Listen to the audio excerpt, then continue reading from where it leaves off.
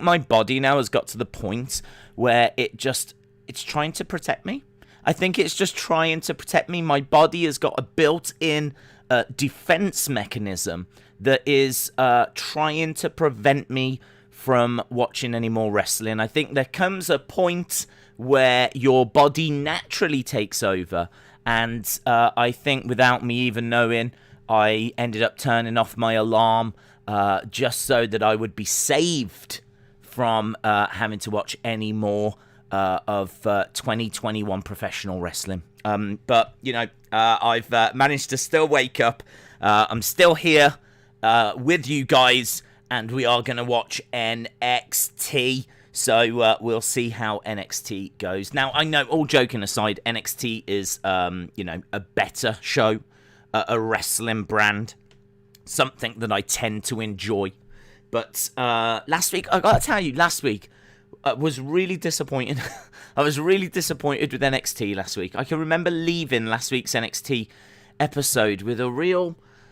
it's done a real downer. Like, I think Raw had hurt me. And then I think NXT underwhelmed for me last week. And as a result, like... yeah, I don't know. I don't know if my body has gone into like a self-defense mechanism this week. I'm not too sure. But I've got high hopes that was just a blip. I'm aware that there were people that, you know, enjoyed last week's NXT. I thought that it was just a bit schizophrenic, to be honest. If you remember, it was where there was like a decent match at the start that was quite fast-paced, and then Adam Cole interrupted, and we didn't get a winner. And then, like, one segment went into the next segment, and you had, like, someone being interviewed, and then someone would walk past, and then we would follow them, and then we would go to the ring. And it felt like it had a different pace to it, a different energy to it. Some people enjoyed that and said that it was interesting that they were trying to bring more energy and a different pace. But I just, like... It was kind of like, look at this, look at this, look at this, look at this. It's kind of like, do you like shiny things? Look at this shiny thing. Now look at this shiny thing over here. And it was just like, rather than actually being able to get into anything, it was like, yep, okay, yep. And for the first, like, half an hour, 45 minutes, it kind of felt that way. So there was still, you know, a few bright moments on last week's show, but it was not one of my favourite episodes of the year. I think that's the nicer way of putting it. So, yeah, you know, look, I don't even know what to expect tonight, to be honest, because my body went into self-defense mode. I literally woke up at 5 minutes past the hour, so I have actually been awake for 20 minutes. So that means that my usual level of in-depth research is maybe going to be a little bit lacking this week. But we can still find a way through. I'm what I like to call a professional, even though today's stream might not reflect that. But we can still find a way through. We can still find news. We can still discover things together live on stream. And that is exactly what we're going to do right now. We're going to go to NXT. And we're going to have a look and see what they've put up in regards to a preview for tonight. So I can see there's some Pride boxes. I don't know what these Pride boxes are. But we have got tonight, Killian Dane. Killian Dane is taking on Hit Row's. Taking on Hit Row's Swerve. I say a Swerve. So we are going to see the Hit Row crew in the house. Very excited about that. Taking on Killian Dane. Poppy merch is available. So you can get some Poppy stuff if you want over at WWE Shop. Very excited about that. Security breaks up a wild backstage scuffle between The Way and Pete Dunne and Oney Lorcan. So, looks like we're building towards Pete Dunne, Oney Lorcan against Indi Hartwell and Candice LeRae. I haven't seen the video yet, but I'd imagine that'll be the members of The Way that they attacked. We've got... No, I'm wrong. It's Austin Theory taking on Oney Lorcan. And we've got Ember taking on Dakota Kai. And... what else have we got? Oh, yeah. Ted DiBiase makes his priceless announcement. So that's got $1 Million Championship written all over it. So that's pretty cool. TikTok. Scarlett has got a message tonight. It's probably don't watch Raw. And we have got a face-off between Adam Cole, Pete Dunne, Karrion Kross, Johnny Gargano, and Kyle O'Reilly. So they're all facing off. Oh, man. Do you know what? In Your House this Sunday, which I totally forgot about, so I need to make a note of that. So this is the go-home show for In Your House. Oh. Hey, guys. Welcome to this Wrestling Days NXT live stream.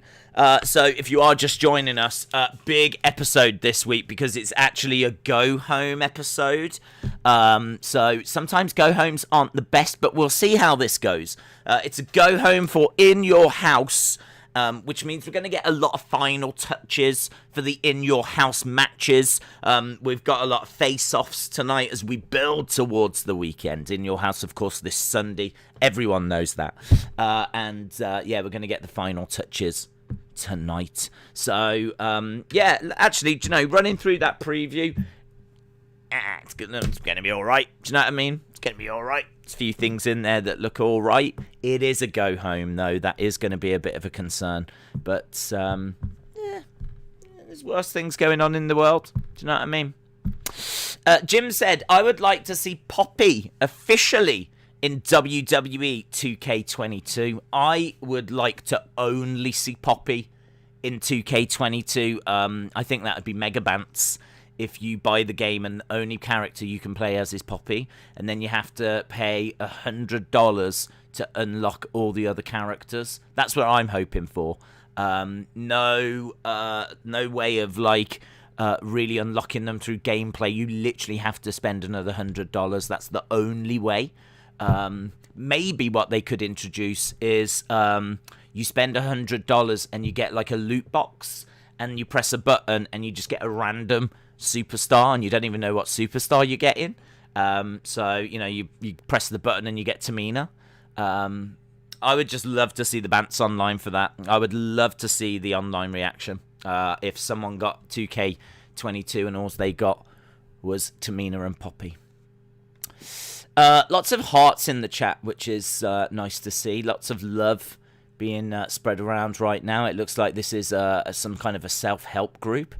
It looks like we're all going to try and get each other through this. So I am enjoying seeing all the hearts in the chat at the moment. Big shout out to all the lovers out there. Miss Clown 1 says Poppy for the Hall of Fame. Absolutely. I think it's long overdue. I would kick everyone out and literally just have Poppy in. That would be it. Days, should the $1 Million title be a major title in NXT for you?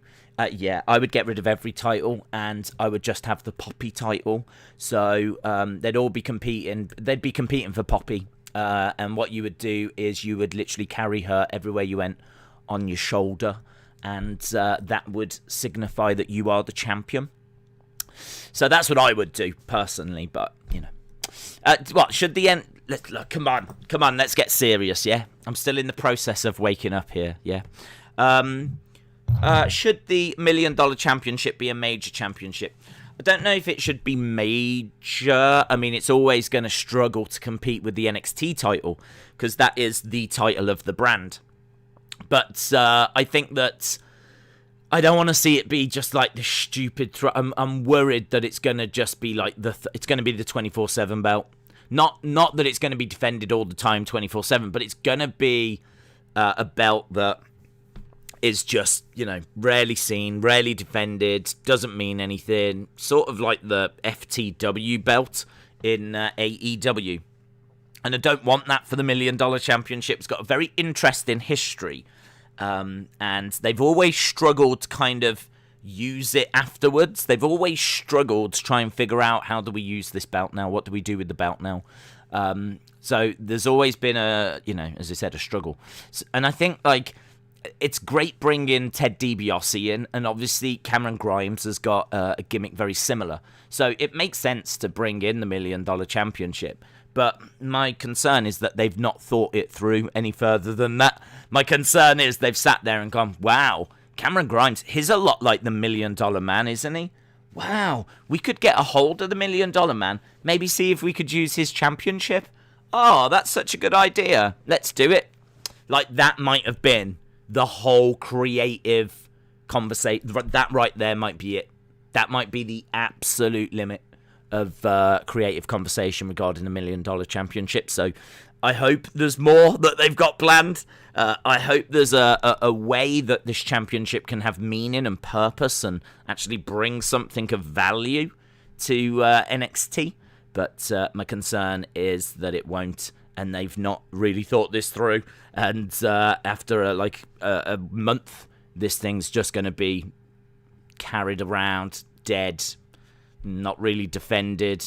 I mean, they could, if it had like some sort of stipulation on it, that could be interesting.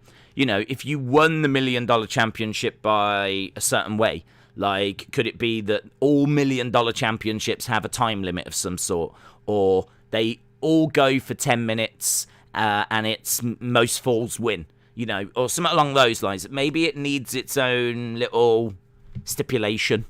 Not sure. I'm not sure, but I'm expecting it to only have a limited shelf life.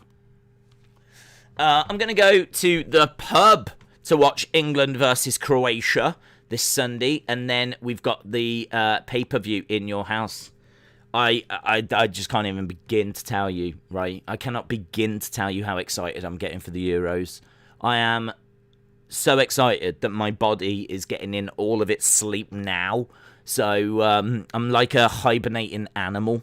I'm getting all my sleep now so that I don't sleep for the next couple of weeks. It's going to be crazy. I'm so excited. I have spent most of today listening to World in Motion by New Order, right? And that is a tune. I actually tweeted it out earlier, and there was loads of people going, tune, this is a tune. It's like, I know.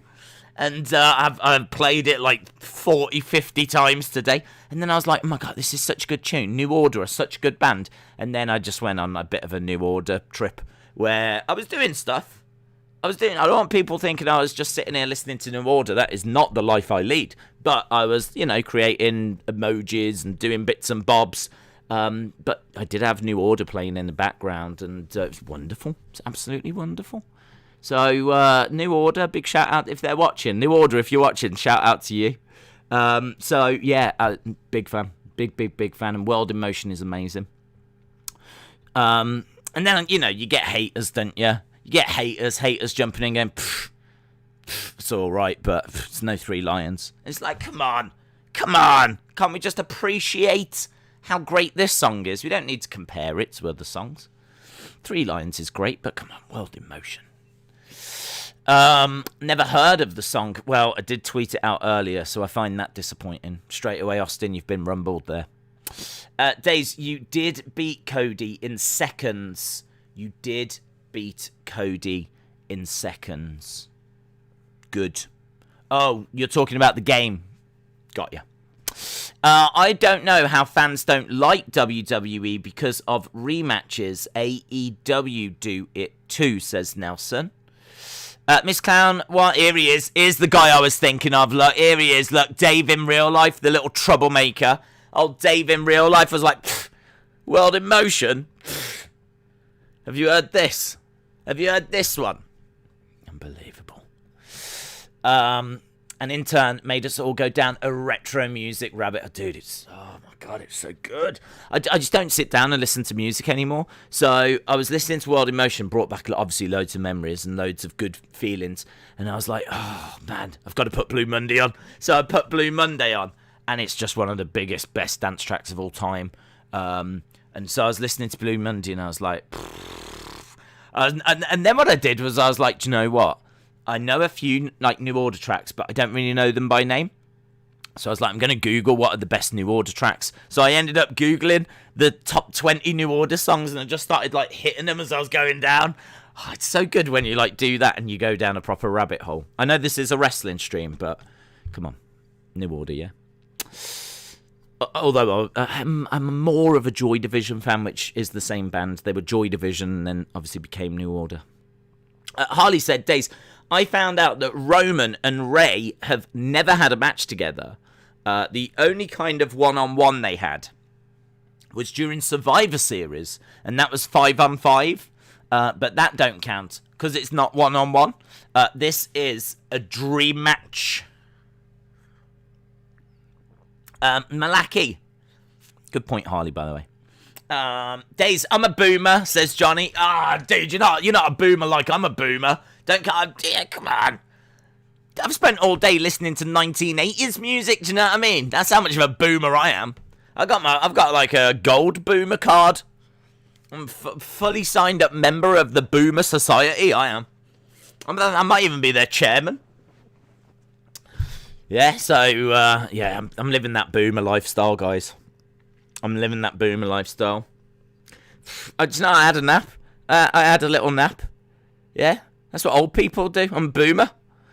I had a nap. I overslept. I've been listening to 80s music. Come on. I'm all over that boomer life. Austin said, New Order. What happened to Old Order? Well, the lead singer killed himself. Thanks for bringing that up.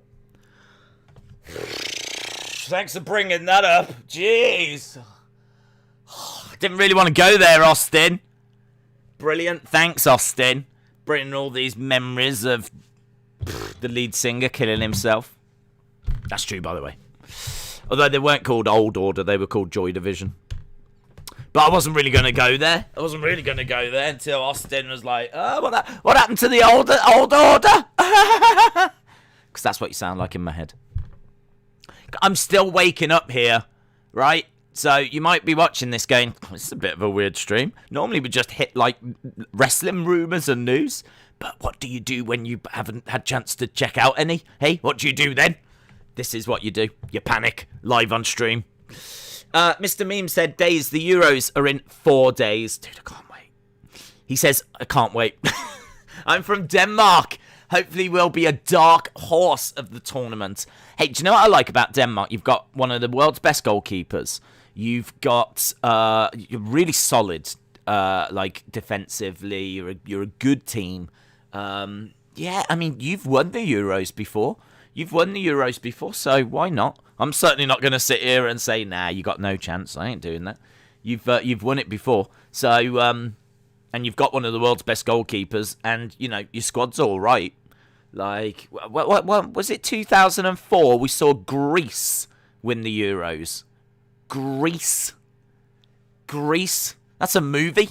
So, that was incredible. So, yeah. If a movie can win the Euros, then you can win the Euros. Edward Brown said, Days, I can't believe I'm going to be in the Thunderdome for SmackDown. Have fun, Edward. Enjoy it. Dave said, New Order. AEW copied and started the Dark Order. Miss Calwan said, Blue Monday is stuck in my head tune. How does it feel to treat me like you do? Honestly. Gillian Gilbert, I think her name is, who was brought in after Ian obviously passed away. They brought in Gillian, and I don't know much about her. So it was basically Joy Division, and they brought another member in, and they became New Order. And I've been kind of looking into her a little bit more, because I don't know much about her, and it's really interesting when you go back in like the history of music and you have a look at like really quirky little moments, and like, how did Joy Division become New Order? Was it overnight? Was it a gradual thing? Like, how long was that transitional period? Did they already have songs made from Joy Division that became New Order songs? I was kind of looking into like that kind of stuff. I find all that stuff really, really interesting. So yeah, I had it playing in the background. Then I was like reading up about them and researching them and all that kind of stuff. In fairness, I've done that before, but I've kind of forgotten lots of bits and bobs. But, yeah, it was good. It's been a different day, let's put it that way. All thanks to World in Motion. James Chadwick said, Days, Mickie James will be producing an all-women's pay-per-view for the NWA in August. I did see Fightful, James, I hope you're well. I did see Fightful report the all-women's pay-per-view. I did retweet it. I didn't know Mickie James was producing it.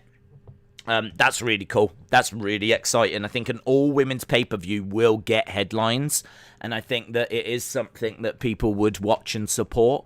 And it'd be great if they could bring in as much outside talent as possible.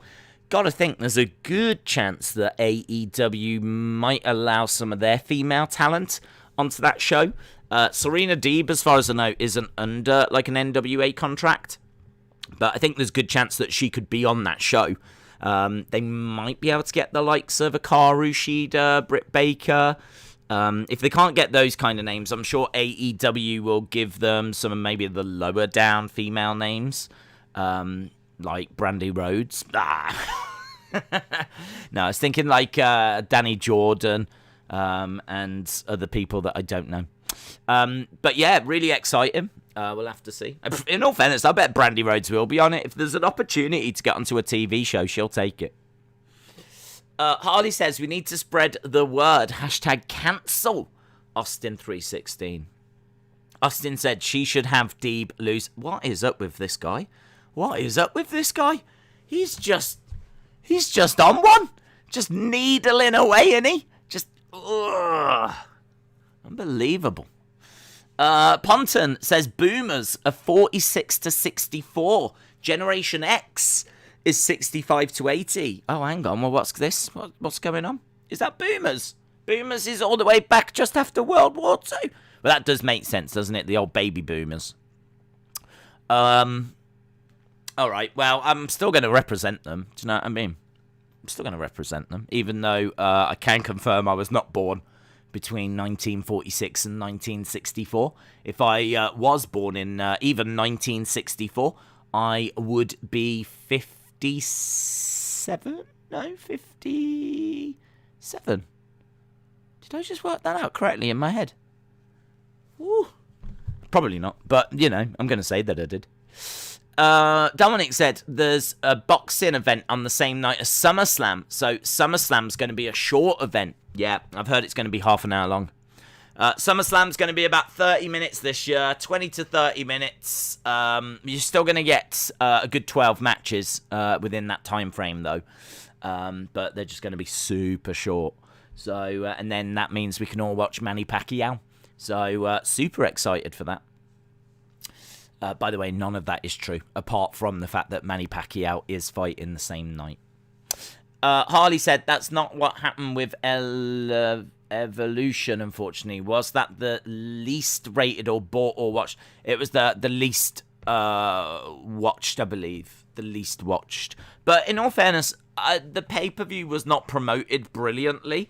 And it had some decent matches on, but everything about it just felt like they weren't fully invested. Even if you go back and watch it, I think there was a house show that same night, and I can't remember if it was a house show the same night or if they were setting up for like Raw the next night.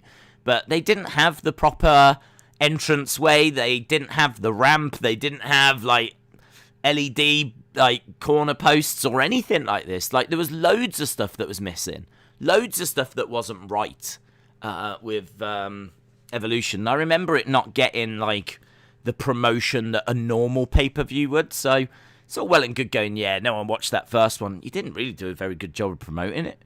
You didn't do. I mean, it had names on it. It had Becky and Charlotte. It was a great match, actually, Becky and Charlotte.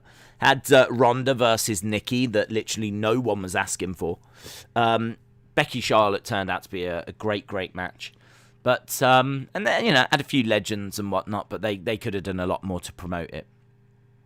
So, I kind of think that if they had run another one, it would have, you know. You can't tell me that when it was like Fiend and Alexa, maybe not Alexa that we've got now, but when it was Fiend and Alexa and they were together and, you know, everyone seemed to be loving it, You can't tell me that if she was like on that pay-per-view along with Bianca, Rhea, Sasha, Bayley, Io, Raquel Gonzalez, because you'd use legends, Trish. You can't tell me that ain't going to get views. That's going to get views. People are tuning in for that.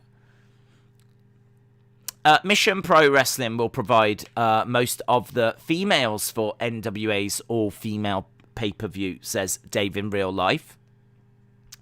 I don't know all of those names, to be honest. So I'd have to have a look at the roster. Harley said, Days, 12 matches, 11 will be 30 seconds. But Cena, Roman, luckily, is getting what they deserve, which is 2 minutes 15. Let's go. Let's go! Jay said, WWE does not care about its main roster women's division right now. Kinda sad. Martin says, $1 million belt return. I think so. SummerSlam can still be a 4-hour show and not affect the Pacquiao fight, says Andrus. Dylan said, if we get Bobby versus Brock, who do you think wins?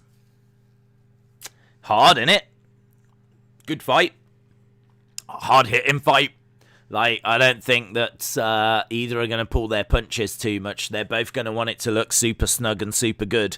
So, if they face each other, who wins? Well, I'll say the fans, because that could go either way. Like, Bobby, if he's been champ that long, is Brock going to be the one to end that reign? In a way, it might depend how that reign is going. If that might be what it comes down to.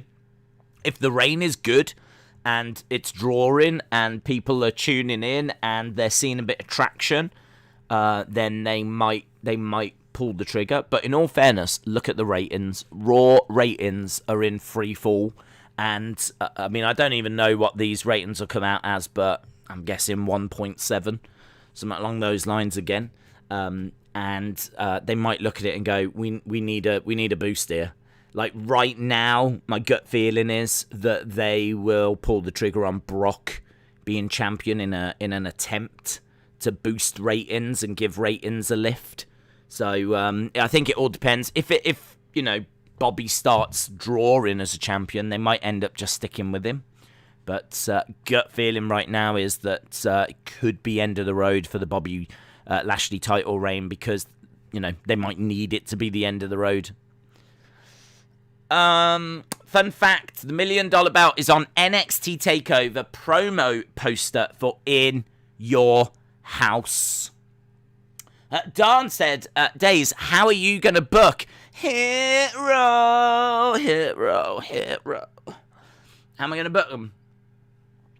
Oh God, how am I going to book them? First thing I'm going to do is I'm going to say to them, stop trying to be cool. Stop trying to be cool. Yeah? Just be cool. Just be cool. Actually be cool. It's hard to be cool if you're not actually cool.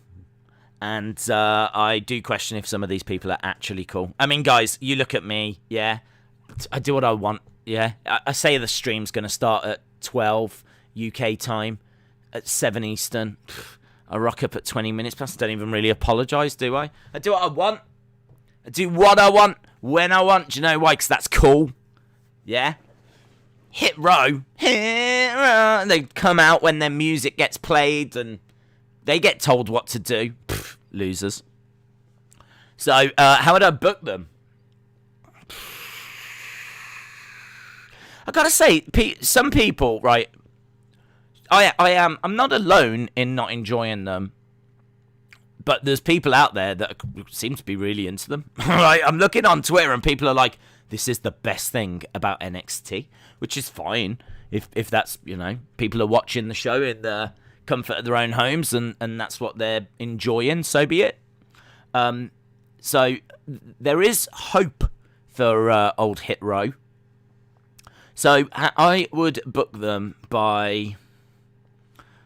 It's really hard for me to book them because I want to change them, to be honest. So it's hard to book them how they currently are. I mean, I think I would have them I would have them like just starting off with simple matches, to be honest, just to establish them that they can go. And then maybe I would get them to attack the Way, and then have a bit of a faction war for a while. You could do some fun stuff there. The only problem is the Way's 2 guys, 2 girls, and Hit Row is 3 guys and 1 girl. So I might have to dress up one of the guys as a girl. I think they're hard to book. I think they're really hard to book, to be honest. I can't think of any faction that they can go after. I mean, all they can do is have individual feuds. I suppose, like, they could go after, like, Legado del Fantasma. If Legado del Fantasma were faces, they could go after... Well, Hit Row are heels, aren't they? They could go after Legado del Fantasma, but then what does old... What's her name? Be Fabulous. I don't know what her name is. I genuinely don't know. The woman. Like, I don't know. She'd just have to have, like, some sort of solo feud. Or something like this. Yeah. Tricky. I'd have to give that some thought. Book them like Show Off and his crew from the movie The Last Dragon. Swerve is going to be the one to dethrone Bronson Reed, says Austin. Anna said, I'm not a fan of Hit Row. They seem overdone, generic. They have shown nothing that makes them stand out. Jim said, Hit Row's entrance music is like hearing spikes on a chalkboard. It's great to see the old Boomer Nation in full force here today.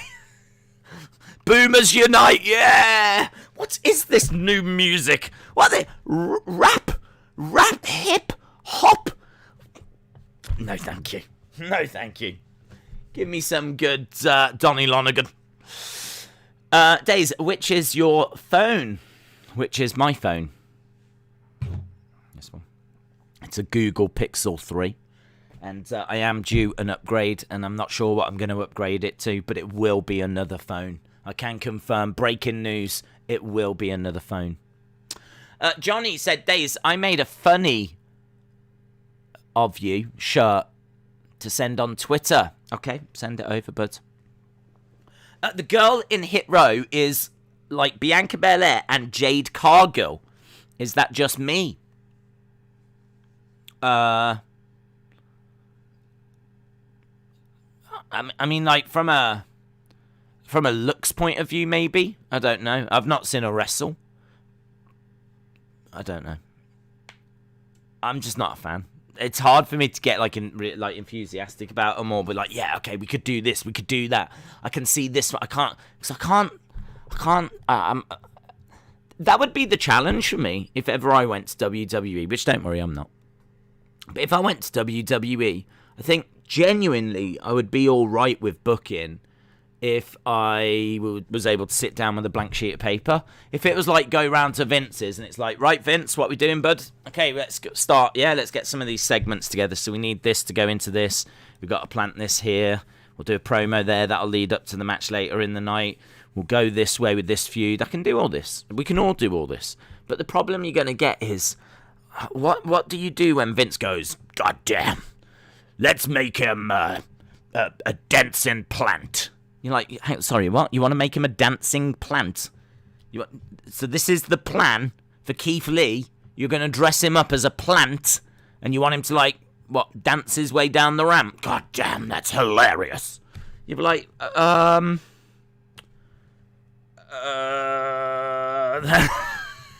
like, then what do you do then? What do you do then? What do you do then? That's the problem. We can all have good ideas with booking, but what do you do when you add Vince McMahon into the mix? I mean, can I just say, in my mind right now, I'm thinking we need a Keith Lee chat show called The Flower Shop, right? And I would have loads of flowers, and I'd have a counter, and I would have Keith Lee in his flower costume, and I'd make him, like, really fun, as if, like, he was having a good time. Like, he's dressed as a plant, but he just doesn't even care. I'd maybe, like, go like that. A little bit like Dusty Rhodes when he was in the polka dots. Do you know what I mean? Dusty Rhodes was just not bothered and he was like having a good time. I'd do that with Keith Lee. If I had to dress him as a plant, I would give him his own talk show segment called The Flower Shop, and I would have him just like having the best of times, just like as if he's just in a constant costume party. That's what I'd say. I'd be like, Keith, you're not going to believe what he wants to do, Keith. Right, hear me out, right? We're going to save it. You're not going to like it at first, but we're going to save it, right? He wants you to dress like a daffodil, right? An actual daffodil. We've got the costume being made right now. But this is going to lead to some serious TV time for you. Maybe a WrestleMania main event. So stick with this, Keith. Stick with this. We're going to make this work. And in a way, that's Hit Row. Because I look at Hit Row and I'm like, what do we do with Hit Row? Because it's not something I would have created. So in many ways, I think what we've all learnt is that Hit Row is very, very similar to Keith Lee dressed as a plant, as a flower. Keith the Pansy. Keith the Pansy. Yeah, that's what the heels can call him. You're just a pansy. Oh. Days, every takeover has at least 5 matches. What do you think the 5th match will be? Dude, right now I can't even remember the other 4, and you want me to name a 5th? Come on, dude, help me out here. Help me out. Did you miss the bit where I told you I only woke up about 50 minutes ago? In Your House. Let's have a look. We'll have a look. NXT In Your House. We are a minute away from starting this week's NXT In Your House matches. We have got Raquel versus Ember Moon for the women's title. We got Mercedes Martinez taking on Xia Li. We've got Cameron Grimes versus LA Knight. And then we've got Karrion versus Kyle versus Adam Cole versus Johnny Gargano versus Pete Dunne. Well, what jumps out to me there is there's no tag titles. There's also no North American title. So I look at that and I think Bronson Reed and I think MSK. So one of those I think will defend their belts. But I don't know against who. We might find out. Right, we are going over to the show. I don't think we need the moan meter. I'm feeling in good spirits. Gone. Let's get rid of that as well. Oh. Didn't mean to do that. Right, we are starting NXT, by the way.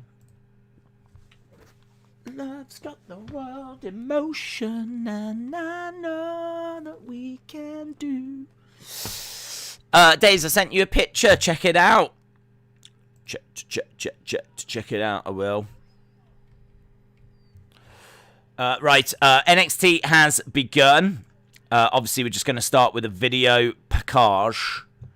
Good old video package, just to ease us in. Do you know what I mean? It's Tuesday night. We don't want anything too hectic.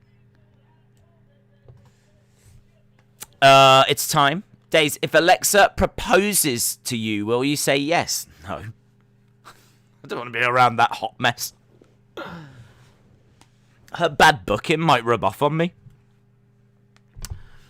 Right, let me go to this Twitter thing. Right, we're just looking at Karrion Kross and Adam Cole and Johnny Gargano. Obviously, we've got that fatal 5-way for the... That's Brady. Shout out to Brady.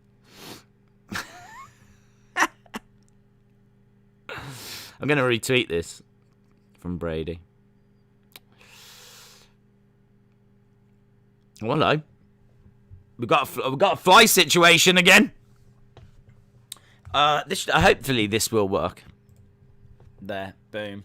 Look at that. That is, what a sexy animal that is right there. What a sexy animal that is right there. Woo! I can see why Brady is sending that through. Brady is, by the way, a massive and much respect massive Alexa Bliss fan. So any negative comments that I might have made, there we go. I fully deserve that, Brady. I fully deserve that. Look at that. Captured me at my sexiest.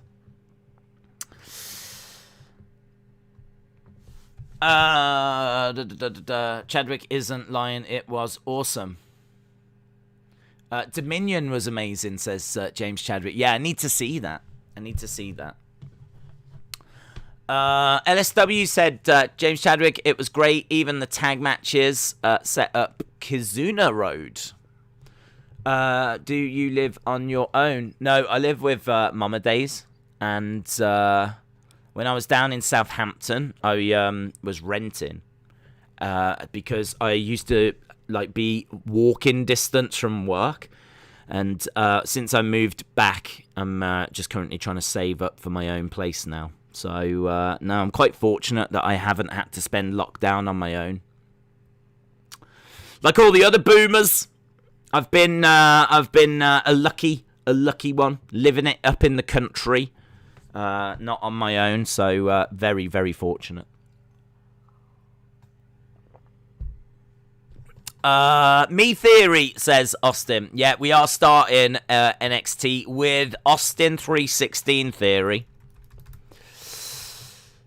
Austin Theory versus Oney Lorcan. A lot of people are asking who can beat Austin Theory, and I keep saying Oney Lorcan.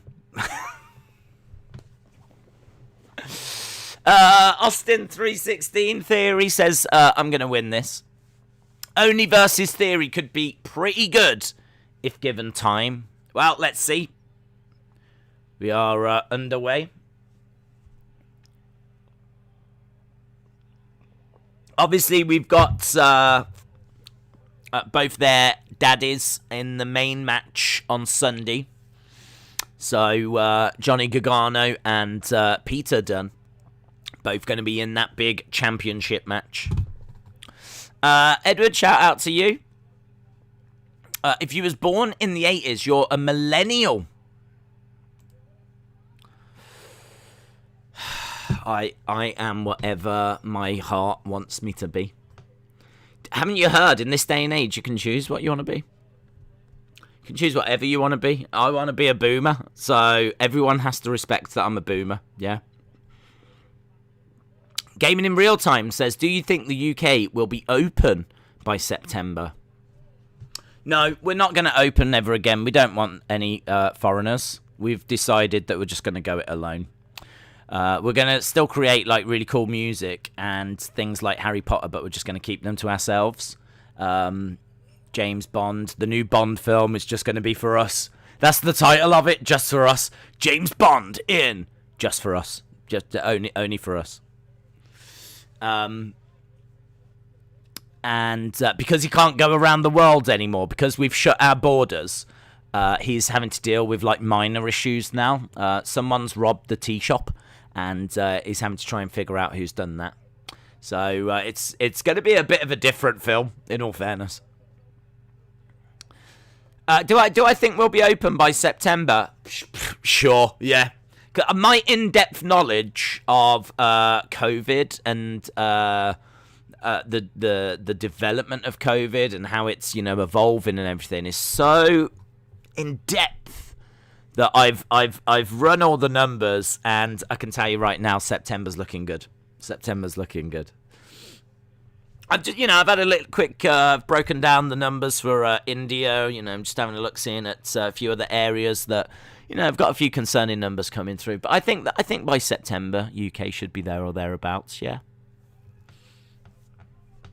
dude, I don't know. Do you know what I mean? Honestly, it's like asking a priest where are the best strip bars. Do you know what I mean? I'm just not qualified. I'm not qualified to answer such a question. What you've done there is you've confused me with the Prime Minister. Now that's happened before. That has happened before. because at times both of us are just absolute bumbling idiots. So yeah, it is something that happens quite frequently. Apparently, though, they want to be open July time. So, I don't know, maybe September will be alright. Gaming in real time, shout out to you, dude. Dave said, Days is nicking my bad jokes. Dave, how dare you call me a joke thief? How dare you make such an accusation? Do you think NXT has got a problem establishing who is a heel and who is a babyface? Not.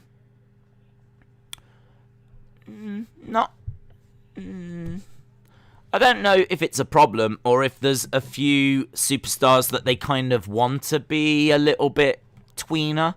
You look at someone like Balor, and I feel like he's a face. You look at someone like Karrion and feel that he's a face. Like, there's not really any reason I've been given to hate them.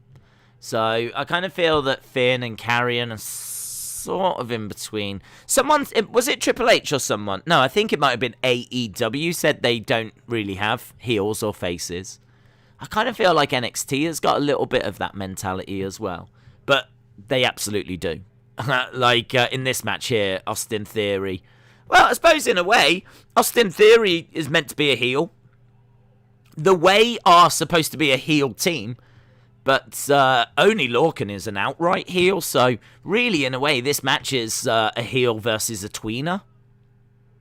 So in a way, I suppose you're right. Yeah, there are quite a few that are questionable, that operate in grey areas. But I would say go with your heart. What does your heart tell you? Who does your heart want you to support? Listen to your heart. Yeah? Because I'm cheering for Austin Theory here.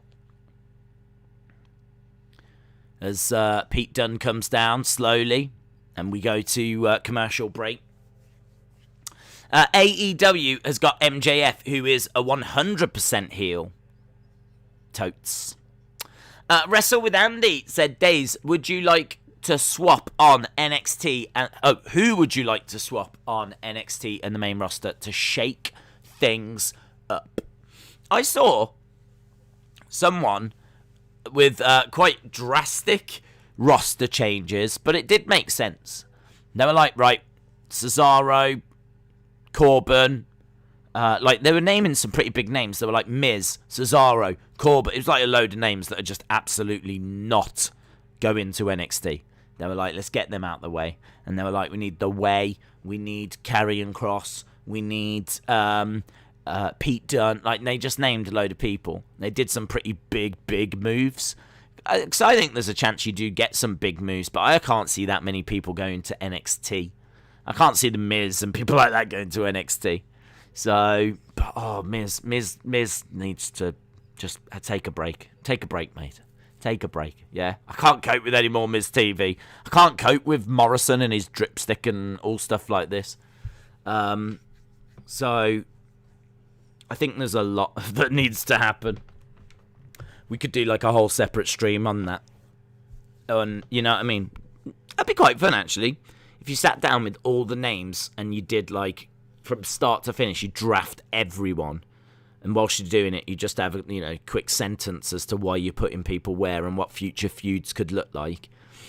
That could be really interesting. Really interesting. Be interesting to see how different the rosters would look if you was to do that. If you had everyone in WWE, like 300 names, granted a good 50 of them at least you're not going to touch because they're not TV ready. People like Parker Bordeaux, those kind of names, they're not TV ready. You could probably ignore them. Just the ones that we see on TV, or maybe just the ones that are listed as being on the rosters. Take those, mix them all up, and see what roster you come out with. Because I do think you need a big movement, to be honest. I think you need quite big movements. I don't think just like little things will do. But I would be quite desperate to call up Karrion. I think Karrion to Raw is quite desperate. Which is weird, because he's not been around long, and he's been out injured for ages. but he feels like a big deal.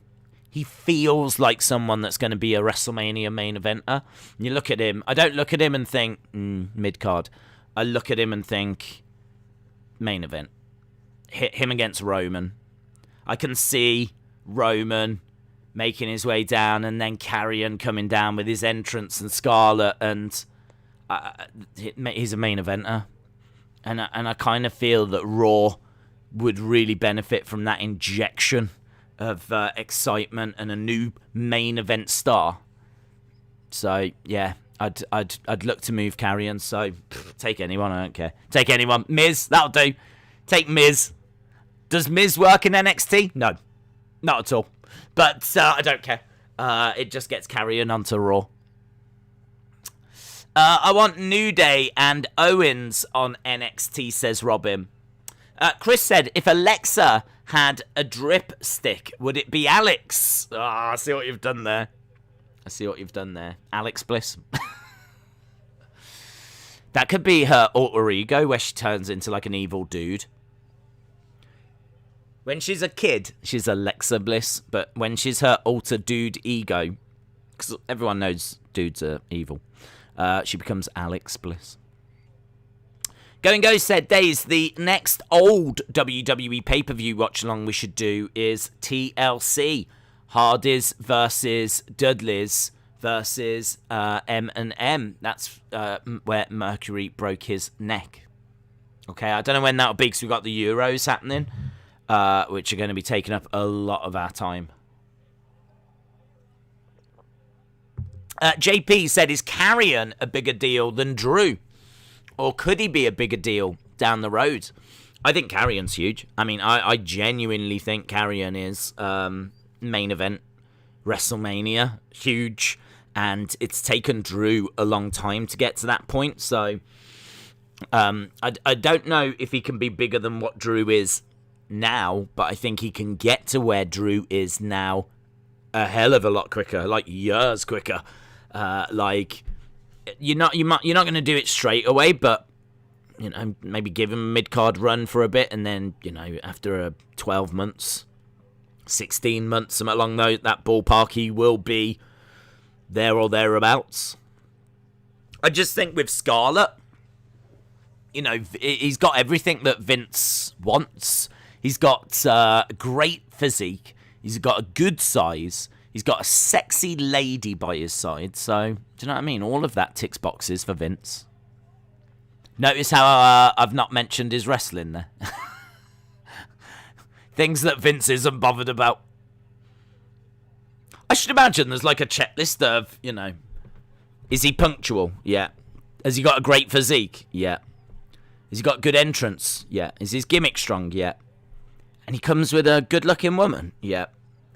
Wow. Okay. What's his promos like? Promos are really good. Okay. Right. Good. His delivery is quite sharp, is it? Engaging. Yeah. You can understand him quite clear. Yeah. After about an hour, he goes, oh, can he wrestle? Can he wrestle? Can he actually wrestle matches? That's the Vince McMahon priority list. We just saw what I like to call a Spanish fly. We saw a couple of clotheslines on the outside. We've seen Johnny Gargano come out. Johnny and Peter are exchanging forearm strikes right now. They're fighting on the entrance ramp. Fighting a lot of referees coming down, trying to separate these two hooligans. These two troublemakers. Johnny throwing in some big shots. So, these two both on the entrance ramp. Being led away. We're going back to the match where Austin Theory throws Oney Lorcan back into the ring. Oney grabbing Austin face first into the ring post. Austin goes into the ring. Feel like we're setting up for the beginning of the end. Plants Austin Theory. 2, 3. It ended. Oney Lorcan. Who can beat Austin 316 Theory? Oney Lorcan. NXT should take Miz, Corbin, the Dripstick, Lily, and never bring them back. Yeah, they should send all of those to FCW, which doesn't exist anymore. They should be like, you've been drafted to FCW. Here is your tickets, plane tickets. There's a taxi waiting for you when you get there. And they land, they get in the cab. It takes them to where FCW used to be, which I think now is maybe some kind of nursery. And they just have to work there now. They work there. They just look after kids. And in all fairness, I mean, that's perfect for Alexa. Do you know what I mean? She's got a little doll as well. She'll be super popular. Morrison's got his own little water pistol. Actually, do you know what? This is making a lot of sense now we're talking it through. Thanks, Tuts. Right, we got LA Knight. Oh, hello. Is this his house?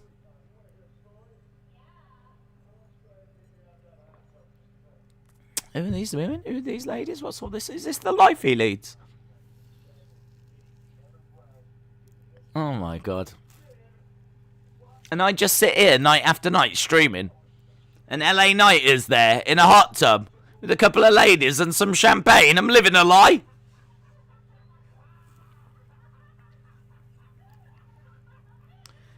Oh, guys, I get excited if I've not eaten all the bananas. If I find that I've got a couple of bananas to enjoy on a stream, I get pretty excited. Looking at LA Knight's life, I'm living an absolute sham.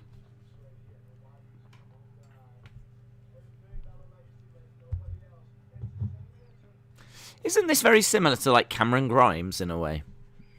Like just showing off his wealth. Also, if he's got multiple girlfriends, that's going to be a nightmare because they're not going to get on. There's no way they're getting on. There's going to be a lot of backstabbing. There's going to be a lot of arguing. I would imagine that it looks great in like a 2-minute vignette, but I think the truth is very, very different to that. Very different. I would imagine there's a lot of squabbling, falling out, screaming, yelling. Do you know what I mean? Days deserves better. Same. Yeah. Yeah, I agree. Laurie said, I'm out of bananas too. They're better than Bobby's girls, says Shola. Would you like to see Pete Dunne versus Volta? I've seen it, and it was amazing. Do I want to see it again? Absolutely. Sign me up. What if Bliss goes to SmackDown? Well, then she's on SmackDown. I don't know quite. I don't quite know if what Fox would do. To be honest, I don't know if they would have a little word and try and rein it in a little bit. Just like, look, we're Fox, yeah. We're Fox. We're a pretty big deal. Can't be having no Lily doll, right? I'm just telling you right now. We're Fox. We're not USA Network. We're Fox. So I don't know. I don't know if they'd have that conversation. On a commercial break. We are at commercial break. 20 minutes in, we are. It's all right. It's all right. That match was all right. Did it set my heart aflutter? It was all right. Days, you know they're building to Miz breaking the dripstick. I hope not, Anthony. I think we've all grown attached to that dripstick. I would hate to see it destroyed. That would break my heart. Brad says LA Knight still gets food stamps. That mansion was rented. LMAO. Haha.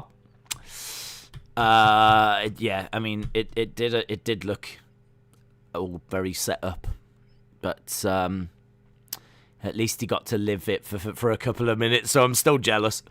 Jim says, when I hear that WWE is going back home, I think of Madison Square Garden, not Cleveland.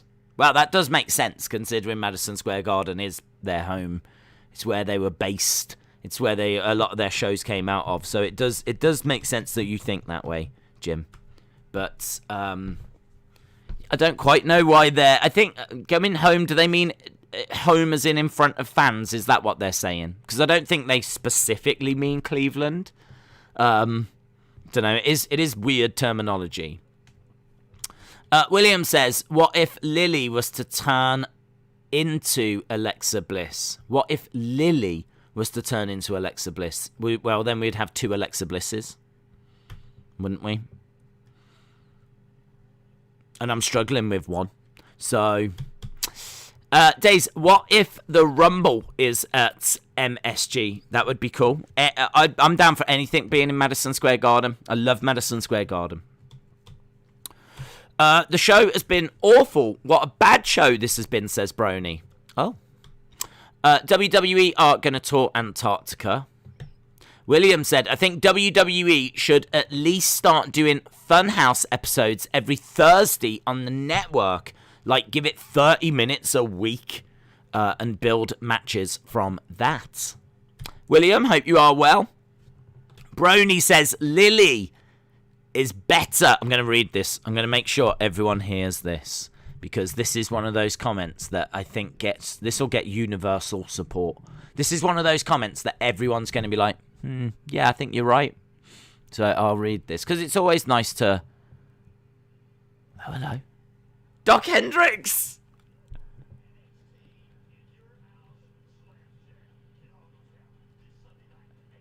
Doc Hendricks? Michael P.S. Hayes, of course.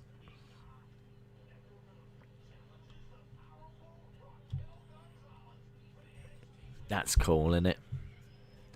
Doc Hendricks famously interviewed Stone Cold for that 316 interview at King of the Ring.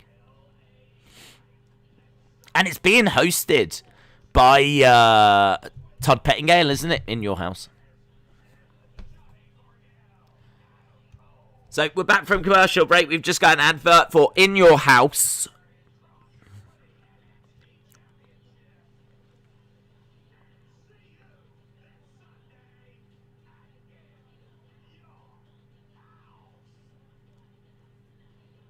Cool. So Brony says Lily is better than Bray. There we go. It's one of those comments that will bring the community together. He looks old now, says Dave in real life. Michael Hayes says Hayden. Maybe Vince is going home. Brony said, see, even Days knows I'm right. Days, what was Raw like between 2018 and 2019? Raw. 2018. 2019 Raw. I remember you well. The simple answer is better. Better. It felt bigger. It felt like, well, it had a crowd. It felt like it had bigger stars. Brock was around. I think it was Roman on the show as well. And I feel like Cena was a bit more present. Because we're talking, WrestleMania 34. And we're talking WrestleMania 35. So we're talking Ronda. The arrival of Ronda. We're talking some big steps forward for the women. With their first Royal Rumble. And Evolution. And yeah, it kind of felt like there was a bit of stuff happening, you know. It was better. Right, we've got Bronson Reed. We've got Legado del Fantasma in the ring.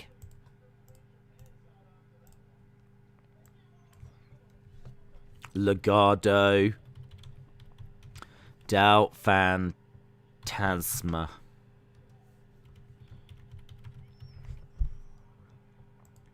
Are we building towards Santos and Bronson In Your House? Anthony said Lily is going to win the NWA Women's title. Sure. She's going to be at that pay-per-view. Days, do you remember Operation Blade base in the place? Operation Blade? Oh, base in the place. The track. Is that the name of the artist, Operation Blade? Is that the bass in the place, London? Bass in the place. Is it that one? Bass in the... That's the only line I know. Bass in the place, London. Bass in the place, London. Is that the track? Because, like, honestly, at first when I read it, I was like, no. In my head, it was like some sort of film. But maybe I do know it, or maybe I don't. We'll find out. We'll see what Miss Clown has got to say. Bass in the place, London. Bass in the place. It's the only line I know. And it might not even be that song. Johnny said, you've got to look at my picture. I think I got distracted by Brady's picture.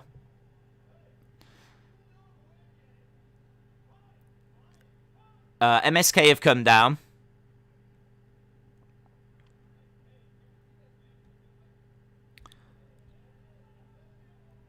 MSK and Bronson Reed are in the ring. Oh, that's good shirt. That's good. That's good merch. That is.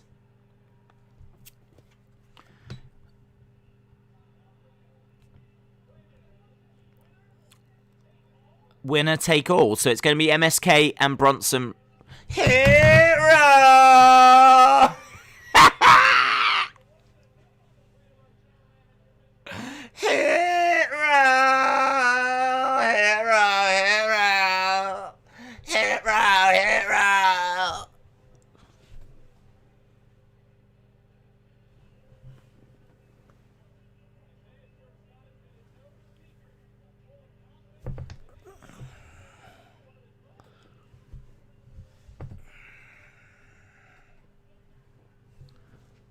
Their swag is hard, man.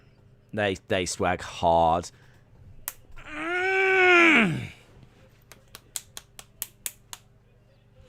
Yes. They're so cool. They're so cool.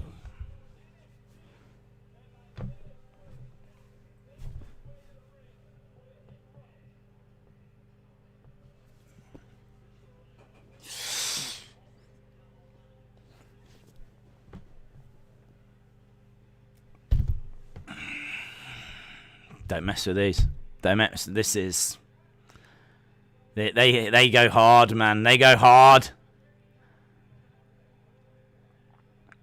Yeah.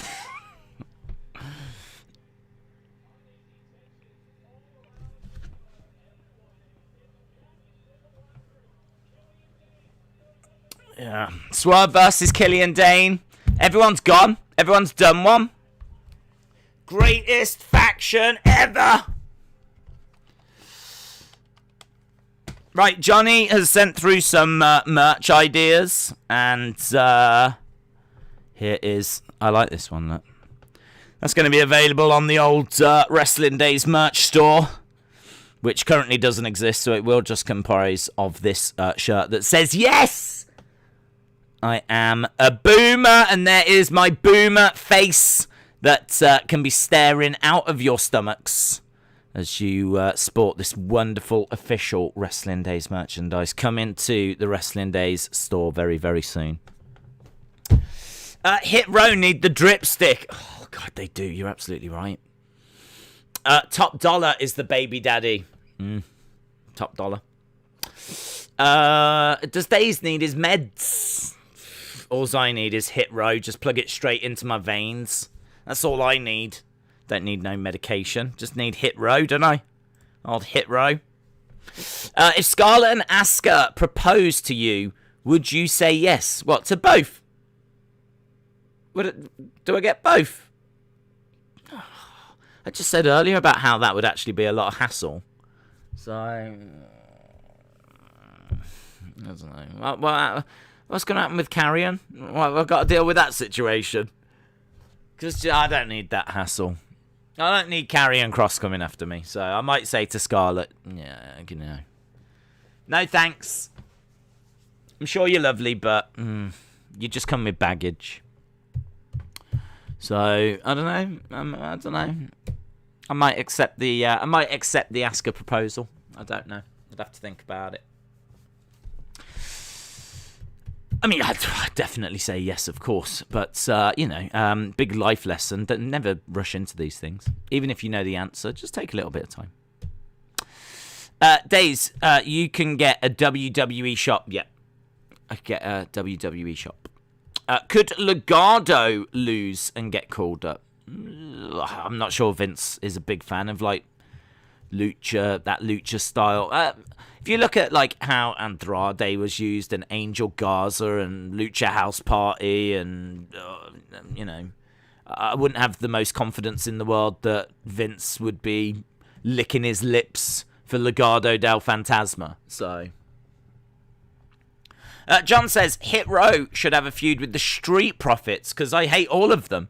And I just want to see them beat each other up.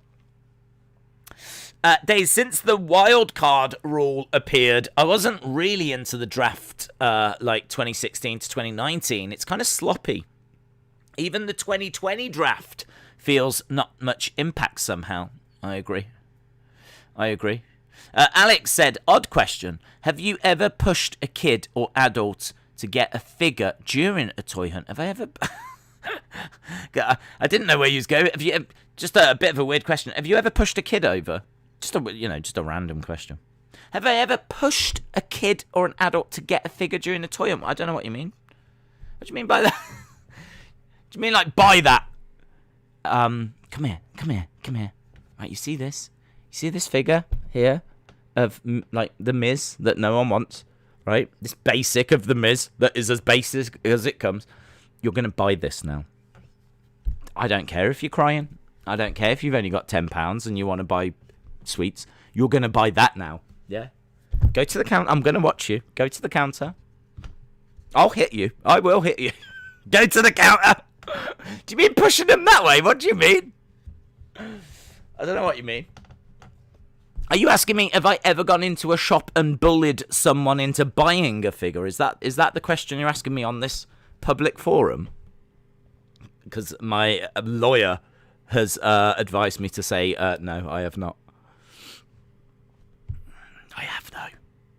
I have. I do it every time. I actually work for Mattel. That's how they sell figures.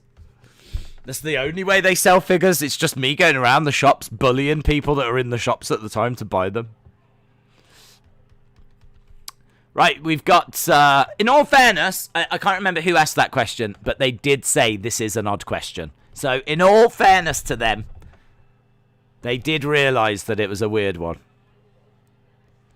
This Saturday, there is a global press conference. 11 a.m. Eastern. It's streaming on Peacock. It's with Todd Pettingale as well. Legend. We've got Killian Dane and Drake Maverick about to take on Hit Row. Oh, no. It's just Killian and Swerve, isn't it? Drake's come down. Of course, because they're BFFs. Right. Swerve versus Dane. Drake Maverick is better than everyone, says Butterspark. Days, what would your opinion about Bray going to SmackDown to feud with Roman and Brock coming to Raw to equalise the TV ratings? What, in your opinion, about Bray going to SmackDown to feud with Roman, Brock goes to Raw to equalise TV ratings? I don't think that would equalise TV ratings, to be honest, because you're taking Bray. I mean, Bray has got appeal. So if you take Bray away from Raw and you only bring in Brock, I think Brock's coming to Raw anyway. So I don't know that that's going to equalise the ratings. Because I think Raw is a good couple of 100,000, if not more, behind SmackDown. So you might need a little more for Raw, to be honest. Harry said, Days, in your opinion... Oh, we read that one. Days, careful. Thank you, Anthony. What's this warning? Asuka could be married to a Japanese mobster. Yeah, well, that would all be done. We'd established that during the application stage. When I get her to fill out the I would like to marry Wrestling Days application form, known as the S127 form, obviously we would establish one of the questions on that form is, are you secretly married to a Japanese mobster? So we'll find out that way if she ticks the yes box or not. Harley said, Days, I'm just imagining you on going up to figures, pushing a kid over, the kid's on the floor, then you press record and you go, all right, guys, wow, look at all these figures. What I would do is I'd press record and I'd be like, hey, guys, welcome to the toy hunt. Oh, are you all right? Let me help you up. There you go, mate. Oh, don't cry. Don't cry. Here, look. Listen, treat yourself. Get this, yeah? You've got a little bit of money. Buy this figure, yeah? So what I've actually done is I've pushed the kid over, but I've made it seem like I'm the one that's helping. And I've got them a figure that I think they'll like. I'll recommend them this. And so actually what I'm doing is I've pushed them over and I'm bullying them live on camera, but I'm making it look like I'm a wonderful person in the process. That's how you do it. Years of experience. Cerebral Assassin says, Shotzi, love eyes, smooshy face. You're a Shotzi fan? You like the look of a tank? Is that what it is? Hey, you wanna spin, do you? Oh, that is so cool. One of Hit Row has got like some snacks in a see-through bag. See-through bags are so cool. So cool. Like, they're really useful at airports. Like, there's so many different ways you can use a see-through bag. I don't know what he's eating. Yeah. And you know what? Just before they went out, the last thing Triple H said is, guys, don't take any food out there. And he's like, yeah, sure, boss. And now he's like, what are you going to do, bro? Oh, it's so cool. Oh, that's so cool. They're going to sell that at WWE Shop. You can get your own Hit Row snack in a see-through bag. Coming very soon to WWE Shop. Crisps in a see-through bag. Kicks and uppercuts and strikes by Killian Dane. Driving Isaiah Swerve back into the corner. Forearm strike by Dane. Days has admitted bullying children.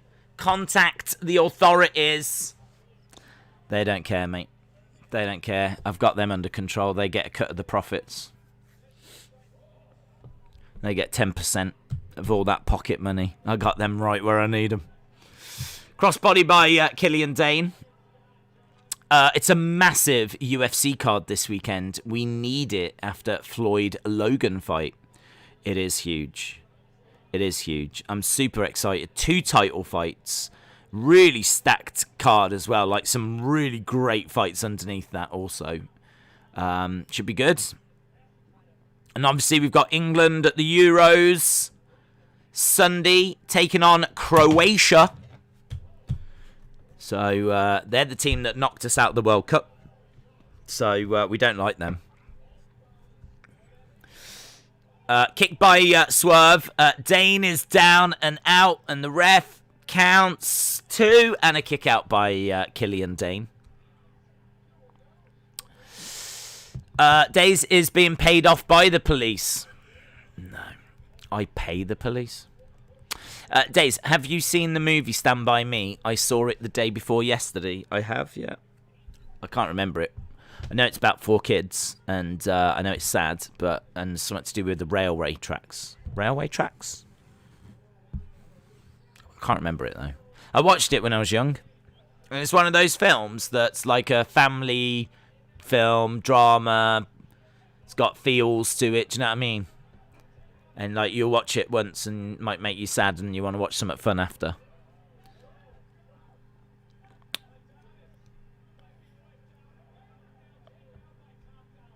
Top Dollar has just slammed Drake Maverick onto the edge of the ring. Killian Dane and Top Dollar are exchanging words.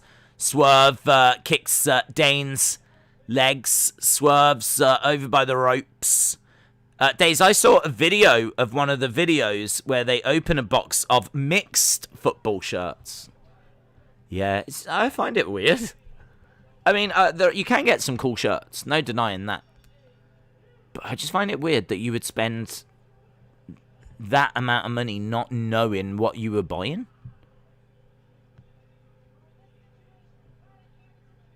Such a weird business idea, do you know what I mean? It's an idea I would never think to do myself. I would never think, like, I'm just going to buy a load of random football shirts and charge people 30-odd pound, $50 or whatever. And when they open it, they're not going to know which one they're going to get.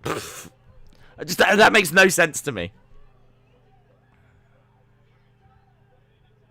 I suppose in a way that you've kind of got that with like wrestling mystery boxes, haven't you? But it's still going to be all wrestling related. And there's going to be a variety of different things in there. So, you know, some do come with shirts. So I suppose in a way it's a little bit similar to that. But at least with the mystery boxes, you get in quite a few different items. And there's a chance there'll be stuff in there that you will enjoy. There might be some stuff you don't. But with the football shirt thing, you get one football shirt, that's it. I mean, that is quite the gamble. Here she is. The Grammy Award nominated. Also, I'm going to say is if we do need Lily to come into human form, hiring Poppy might not be the worst idea. I mean, honestly, she looks like a ghost.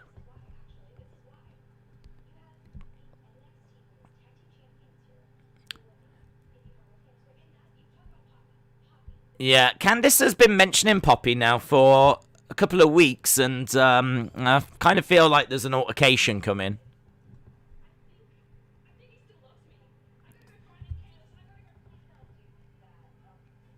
Indi says, I think he loves me.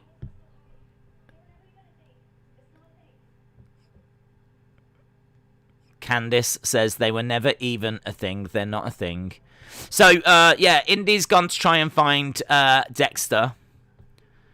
Poppy is sexy, says William. Poppy the goat. Poopy. Poopy is better than Alexa. Poppy is Lily, says Jimmy. That's it.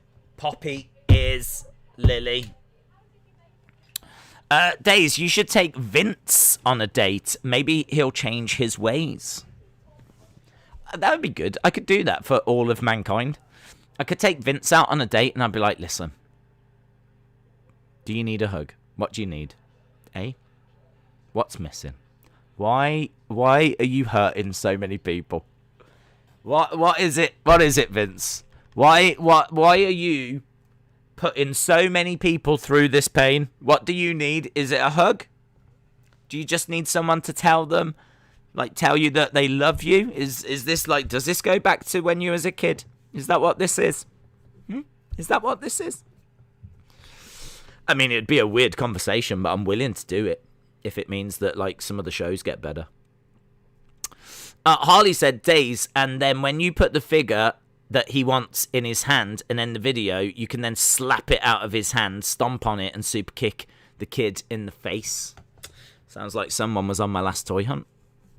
Harry said, Days, do you think that Bray and Roman will feud eventually because of Wobbly Walrus, which was a reference to Paul Heyman? I'm sure their paths will cross at some point. I'm not sure it's a feud that they're really looking to do anytime soon. I actually don't know what they're looking to do with Bray. I feel that he is on the verge of coming back. But if I was Vince, if the rumors are true, if the rumors are true, and Bray has been away because he's been struggling with the passing of Brody Lee, and he's got a new family and things like this. If I'm Vince McMahon, I am not putting him in any major angles when he returns. Because why would you put that workload and that pressure on him?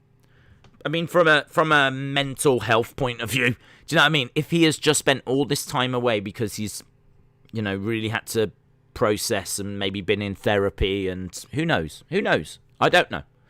but I would not be looking to put him in major feuds, because there is every chance that he's going to need more time off, or that he's, you know, coming back to work is, if you work for like a company and you have time off like that, they actually bring you back with like a staggered return. So you wouldn't necessarily, certainly the company I used to work for, you would not come back full time. You would come back and you'd do, you know, a week in the first month, and then maybe the next month you'd work for a couple of weeks, and then the month after you'd do 3 weeks, and who knows, 4 months in or something along those lines. It'd be agreed, you know, with HR and whatnot, but you would, you know, after a while get back to your full schedule. So I think we've just got to get him back first of all. Get Bray back, get him eased back in, maybe get him just doing some fun houses, get him on the odd live show, and just take it from there. So I wouldn't expect him anytime soon to be facing the likes of Roman, but I'm sure their paths will cross eventually. Look, this feels exactly the same as LA Knight. We've got Cameron Grimes now in a pool.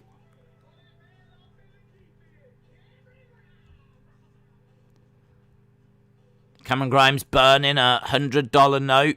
That's just painful, isn't it? Literally to light a cigar.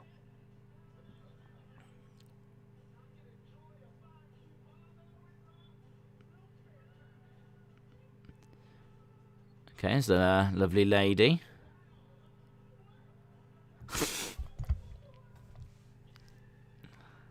That's more me. I'm more Cameron Grimes. I'm definitely more Cameron Grimes than that. LA Knight's all chiseled and he's in his pool and he's having a... Yeah, and he's decided he wants to massage the girl.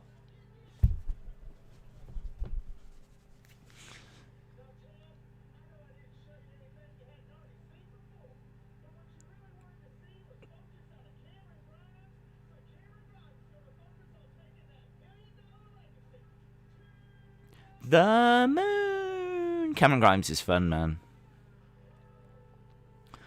So, they had LA Knight do one like that, but his was a little more serious.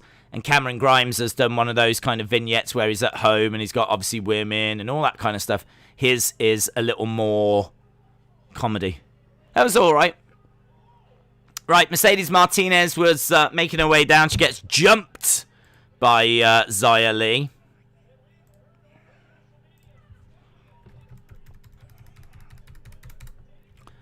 Martinez versus Lee. To the moon. Days, Poppy is going to do a Canadian destroyer. I believe it. I totally believe it. Oh, hang on. Are they facing... Oh, they're facing at TakeOver, are they? Oh, a boobed. A boobed, guys. What's this? Mercedes Martinez versus, I don't know, who's that? Red Velvet.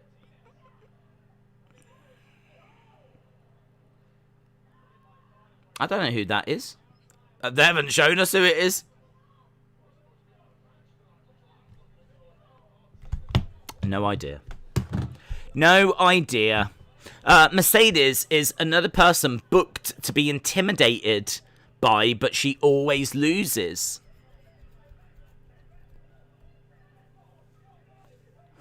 Grimes is funny and awesome. I like what they're doing him, says Eddie. Houston said at first, I thought it was Zelina Vega.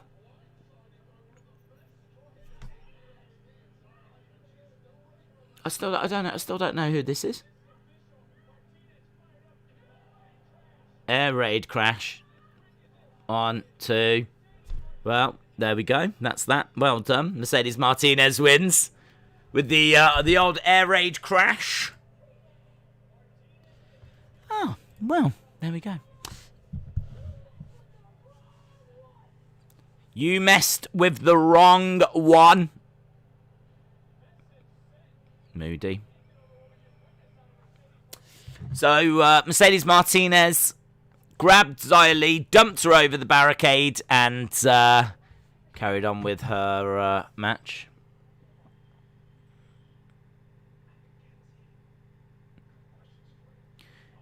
Fandango.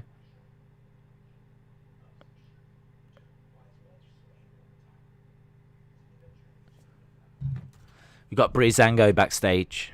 Almost an hour, well, halfway almost, about 8 minutes away from that. They're whispering.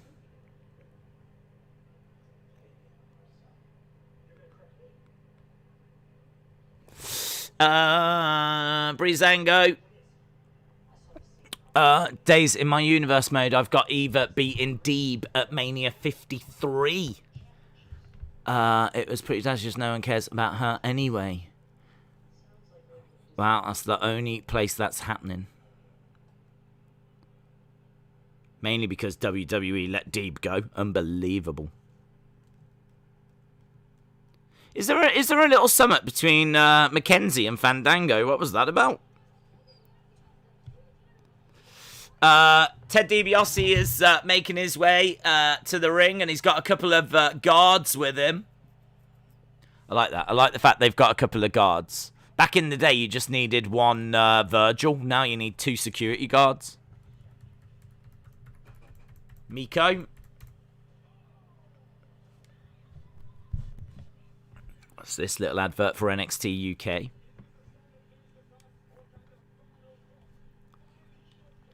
Is she getting another shot?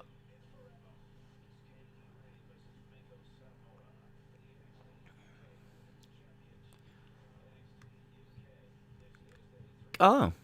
She's getting another opportunity. Kaylee Ray versus Miko Satomura. They faced each other before, not that long ago, and Kaylee Ray won. Could this be the end of Kaylee Ray's title run? Could this be the end of it? That's interesting. I love Miko. I actually haven't had a chance to watch much NXT UK, so don't know what she's been up to. $1 million announcement. This is going to be the belt, innit? Yeah. I want Virgil and IRS to be with Ted. That'd be good. For those wondering, Io is home in Japan. Her deal expired a couple of weeks ago.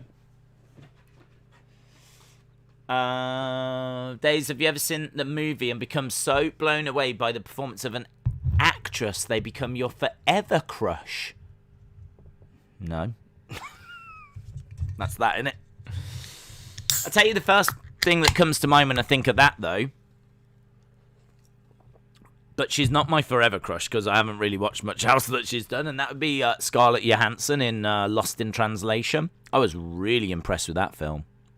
I thought Lost in Translation was a great film. It's got a great feeling to it. Really, really good.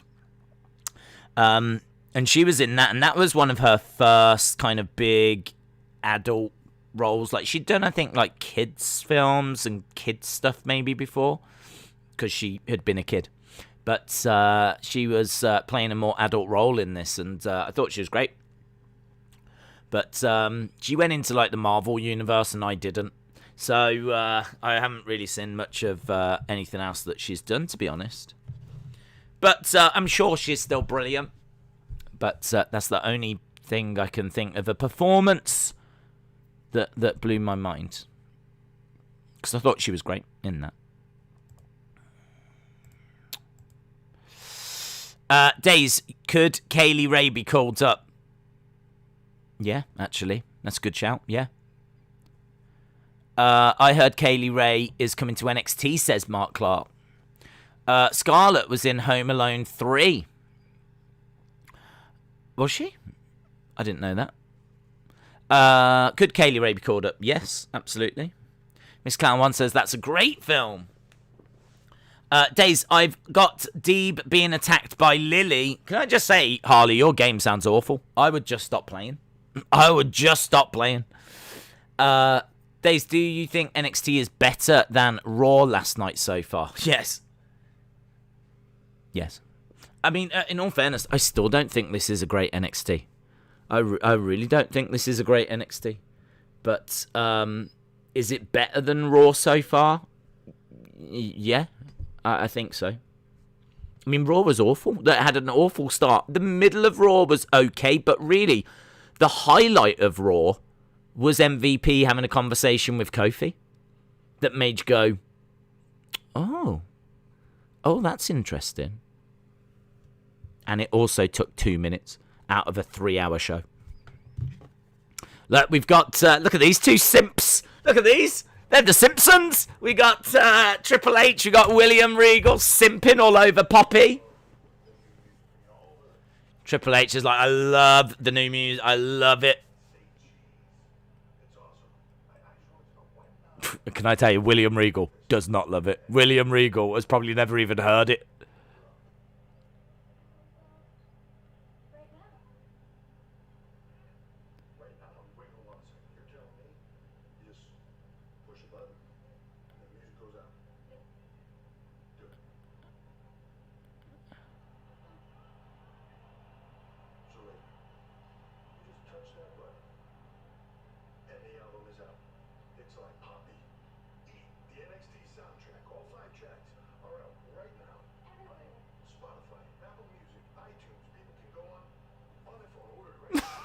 This is so awful.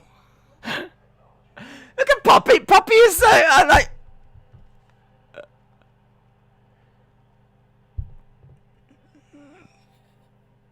What's going on?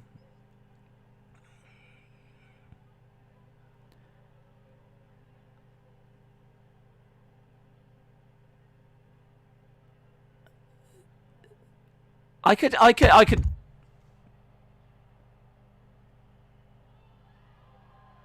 could watch a 2-hour movie of this. This segment is life.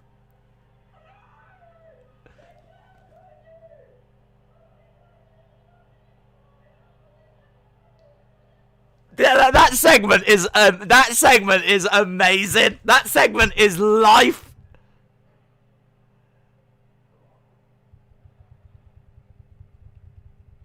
Oh!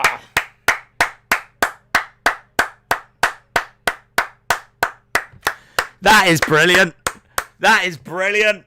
That segment is amazing. That is pro wrestling at its finest. It's awkward. It's cheesy. It's cringe. It's actually funny. There's actual storyline in there. It's compelling. You don't know where it's going. You can't stop watching. It's entertaining. It's got everything. It's got everything. That segment had everything. It started at the start. It started at the start with Triple H going, like, talking to Poppy, and it was like, when's the new album drop? And he was being cringy. And Poppy was like, Poppy was really weird because she was just like, she wasn't like putting on any big performance. She was just like being herself, literally, and she was just like, now, if I want it to. She was really quiet and just like, it was as if she wasn't on camera. And she was just like, well, now if I want to. And he was like, wait. So you're telling me if you press that button, it'll be on iTunes and Spotify? And it was like, oh, what are you doing, Triple H, you cringe machine? And she went, yeah. And he went, well, do it then. And she pressed the button, and he's like, hang on. So it's on Spotify, and it's like Triple H. Stop saying all these words that are making me cringe. Do you know what I mean? Stop saying these things. Stop trying to sell this album to me, you old man, you boomer. Stop being a boomer. Boomers, no boomers. Boomers, no this is like Boomers Are Us. So I was watching that, I'm like, it's all cringy. They're trying to sell me an album, and all of this. And then Dexter Lumis arrived. Dexter Lumis arrived with a picture of Poppy. And it was so awkward, but compelling. And it was like the best silent movie I've ever seen. They're both just staring at each other. And Dexter holds up this picture of Poppy. And she looks at him. And he's looking at her. And Triple H is looking at them both. And William Regal's looking at them both. And you don't quite know what's going to happen. She takes the picture like this. And she looks at it for ages. And you're like, what's she going to do with the picture? What's she going to do with it? She's going to rip the picture. What's she going to do with the picture? She's looking at the picture like this. And then she goes... And she like hugs it. And then she embraces Dexter Lumis to say thanks for the picture. And then Indi Hartwell arrives. And that's all connected to the story. And Indi Hartwell goes, he's found someone else. And then she goes off. Triple H goes, oh, that's awkward. It had everything. That segment had everything. Cringe, comedy, drama, intrigue, entertainment. That is legit one of my favourite segments. That is one of my favourite segments. I love that segment. I'm totally rewatching that when it drops on YouTube. Ugh. How am I meant to concentrate now? How am I meant to concentrate? I've got $1 Million Man making $1 million announcement. A ladder has been lowered.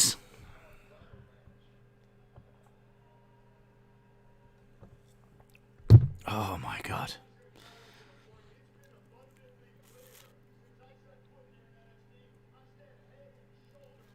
I wish we got them every week.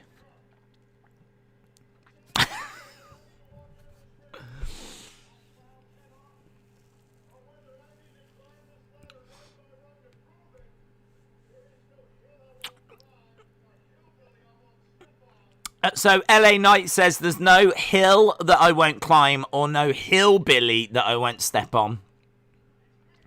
Ladder match. How would you book Hit Row? I was asked that earlier and struggled a little bit with it. We started having a conversation about Keith Lee being dressed as a plant. It did get a bit weird.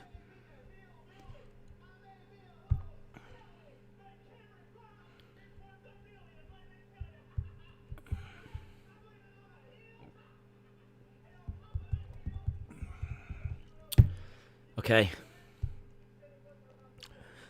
This is so flat after what we've just seen. Honestly, they just grabbed me with something that was so compelling and intriguing.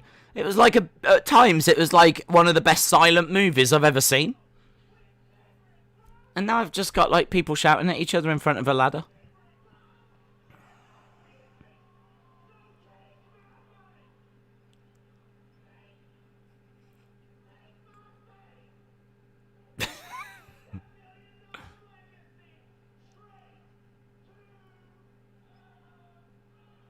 So Cameron Grimes climbs the ladder, takes his jacket off.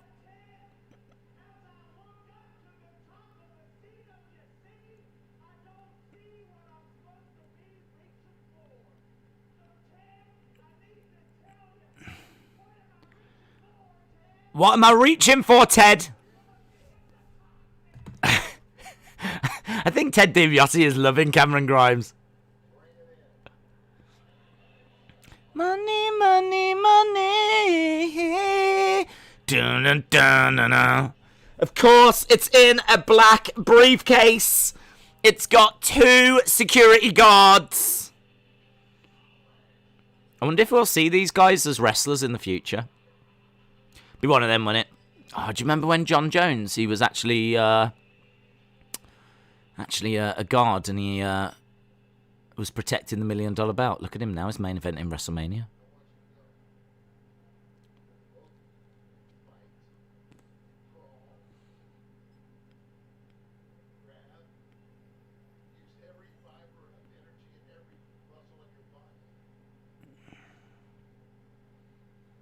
Here we go. This. LA Knight jumps back.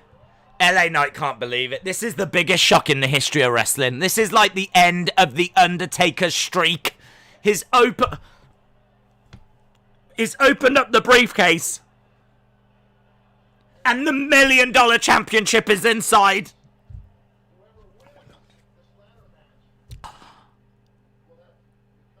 Whoever wins will become the new $1 million champion.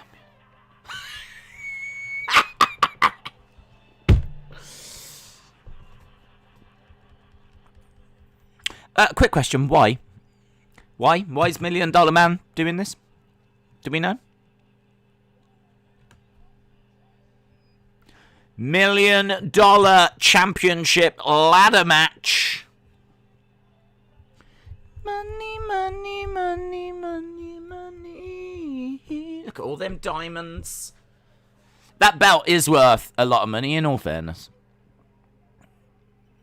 Oh, it's got Sirius backstage. Karrion. Scarlett. Cool Kyle. William Regal. Oh, God, that was so much fun. That was fun. I had fun. Oh, I'm having fun now. Up, and I'm up, and I'm up, and I'm up, and I'm up. I can make your body drop. I can make your body pop. Up, then it's up, then it's up. Then it's up. Then it's up. Up, and it's up, and it's up. Yes, SummerSlam. SummerSlam. August 21st, 2021. Be there. Be square. Regal ain't having it, says Carter. He ain't having it. He ain't having it. Get here, up, and it's up, and it's up. Yep, get in your, Cardi B, says Austin the Troll 316. Cardi A, Cardi B, Cardi C. Which one are we getting for SummerSlam? Get your halftime scores in then. What do you think of the halftime scores? What do you think they are? Austin says 7. Martin says 9. Kyle says 7. Chris says 8. Halftime is 6.25. Corey says 9.25. Bonkers says 5.6. Harley says 7.25. Austin with a 7. J14. Prediction King with a 7. Jimmy with a 3. David Robert Wood with a 7. Brad G with a 7. Fabulous Disaster with an 8.25. LSW with a 6.75. Brendan with a 9.32. L Hicks with a 7.5. Broken Dreams with a 7.25. Harry with a 5. Krista Zuba with an 8. Bonkers LFC with a 5.6. 1987 Big Fan with a 6. Fabian, I answered your question, bud. Pro Skills with a 7. Dylan with a 7. Anthony says NXT needs a big angle. Maybe Diamond Mine debuts. Maybe. Well, they said open. When did they say it opens? Opens soon or something. So I don't quite know what that means. Opening soon. So I don't know what it is. Perhaps they're opening a diamond shop. 1987 Big Fan says 6. Ricky KV says 7. Brony says 6.75. John says $6.8 million points out of 10. NLW Live says 7. Johnny says 1. Jordan says 7. Trey Gaming says 6.5. Dave in Real Life says 6.5 poppies out of 10. Radioactive Bun says 6. Johnny with a 1. Brendan with a 9.32. William says $1 million belts return gets a 10 from me. Sorry, but that is huge. Alexander said, who is your favorite NXT superstar right now? Poppy. Daniel says $1 million out of 10. William says, I said 7-2 Austin. Kyle says, NXT has been solid. McLean said, whatever score you are. Cheeky. Harry Richards says 7.25. Brony with a 6.75. Hayden with a 7. Days today, I discovered that the voice of Dr. Fraser Crane narrated the intro video for WrestleMania 32. I did not know this. And I have seen that. But it's a WrestleMania that pains me to go back to watch. But I think I have gone back and watched it, actually. I think, didn't they show it on ESPN or something in the build for WrestleMania 36? And I think we did like a couple of cheeky little watch-alongs for it. But I don't remember that. So that's very interesting. Very interesting. Shout out to you. Wrestle with Andy. Right, we are back with NXT, and we've got 49 minutes left. Ever Rise.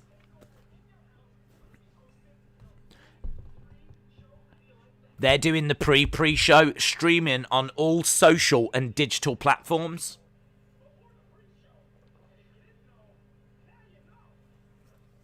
They are the pre-show before the pre-show. Ever Rise Live. $1 Million Championship ladder match. Cameron Grimes versus LA Knight. It's fun, isn't it?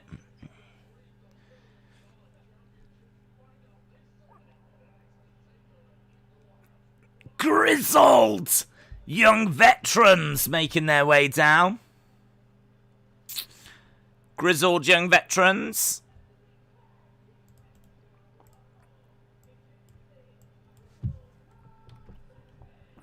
Grizzled young veterans. I don't know who they're facing. Couple of jobbers. GYV versus... Guys, Poppy's Eat NXT soundtrack is available now. We all saw the moment that that thing dropped. We saw the moment that she pressed the button and it became available. I feel like I don't know what they call this guy in NXT.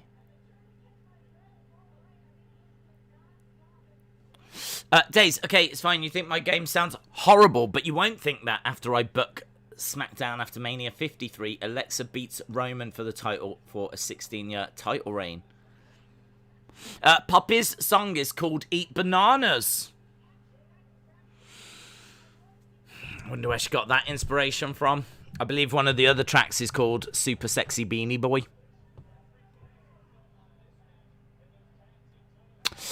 Days, Lio Rush said on Twitter he is retiring from pro wrestling, says legendary Buchanan.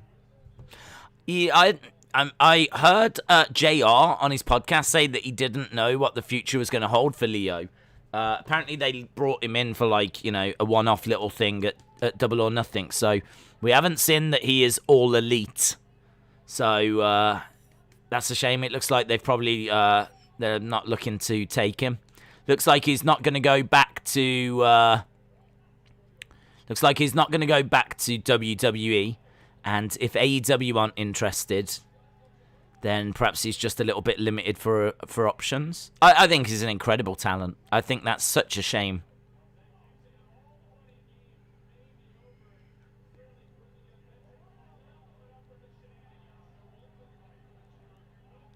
He's a great wrestler, Lio Rush is a great wrestler. That is a shame if he is retiring. It's August Gray versus some guy that looks like... And some guy from New Japan. Or looks like he's from New Japan. Right, basement dropkick. Nice tag team work by Grizzled Young Veterans. Single leg dropkick. So, Grizzled Young Veterans very much in control at this stage.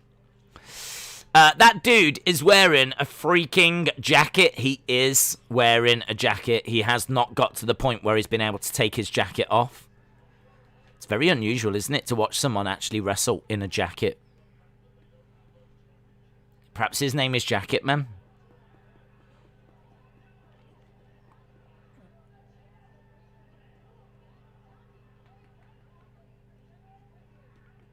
If he is like Japanese or something, perhaps he's called like Jacket Oshi. Maybe that's his name. Jacket Oshi and August Gray taking on the Grizzled Young Veterans. I've only just noticed he's got a knee brace on, so he's properly injured.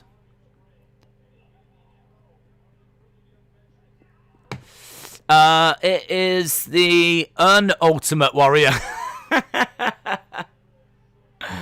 Robin said his gimmick in Japan is he wrestles with his jacket. What a gimmick. Whoa, imagine that. Imagine calling him in. Right, we're starting a wrestling company. Right, we've got an amazing baby face. We've got a big heel. Need to fill out the rest of the card. What's your gimmick again? You wrestle in a jacket. Oh, okay. That's okay. We'll call you. We'll call you. Yeah. Don't call us. We'll call you. I feel like there's probably stronger gimmicks than I wrestle in a jacket. Days, the name of the Japanese wrestler is Ikimanjiro. Is that true? I don't know if that's true. Anna says, Leo separated his shoulder during the Battle Royal. He said that he's thankful that AEW offered him a contract. Oh. After his one-off, but he declined. And he's done for good. Oh. That's interesting. As I said, all I heard was JR saying he didn't know what the future was gonna hold. So, obviously, after this news, I presume they didn't offer him one. But if he's saying they did and he's declined, that's very interesting.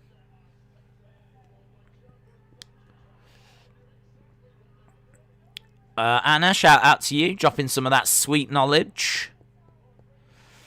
Double knees by Gibson and Grizzled Young Veterans win as Thatcher and Ciampa have come down and they're watching from the entranceway.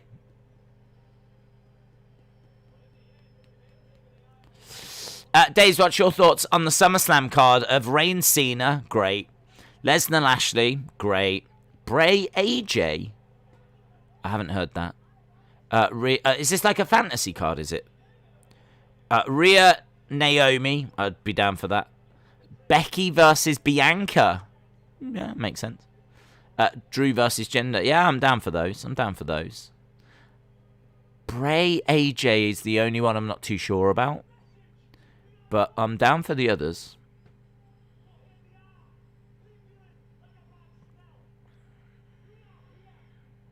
Right, little promo by Grizzled Young Veterans. We've already proven we're a better tag team than you.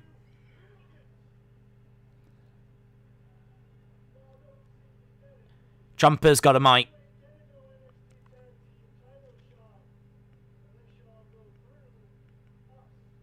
You won't get a tag team title shot unless you get through us. Right, they're throwing chairs towards them. Is it just me, or does L.A. Knight look like an off-brand Chris Benoit?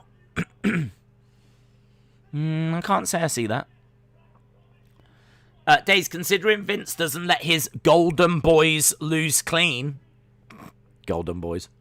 And with Drew being one of them, and the match is Hell in a Cell, and the other stipulation, do you think Bobby might lose? He might lose. He might lose, yes. I don't think he loses. But he absolutely could lose, yes.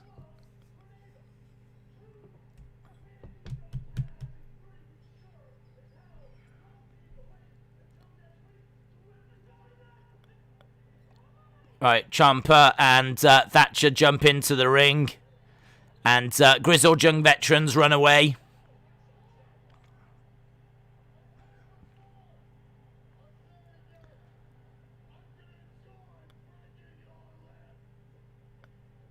I'm going to enjoy breaking your limbs.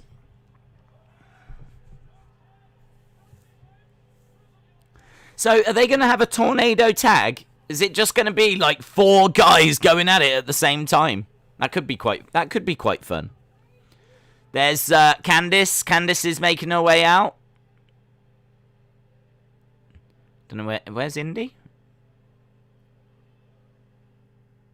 Don't know where Indi is. Right, 39 minutes left of this show.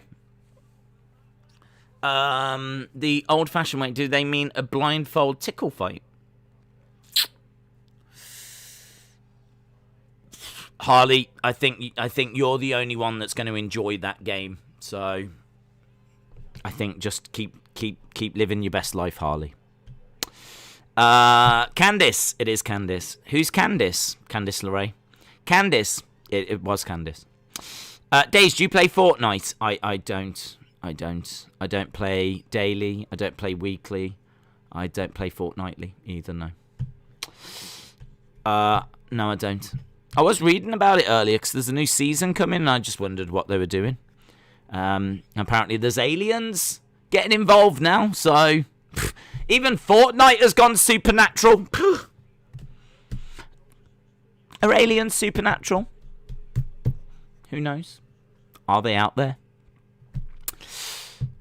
I would enjoy Harley's game. Anything to do with Deeb losing is a plus to me, says Austin the Troll 316.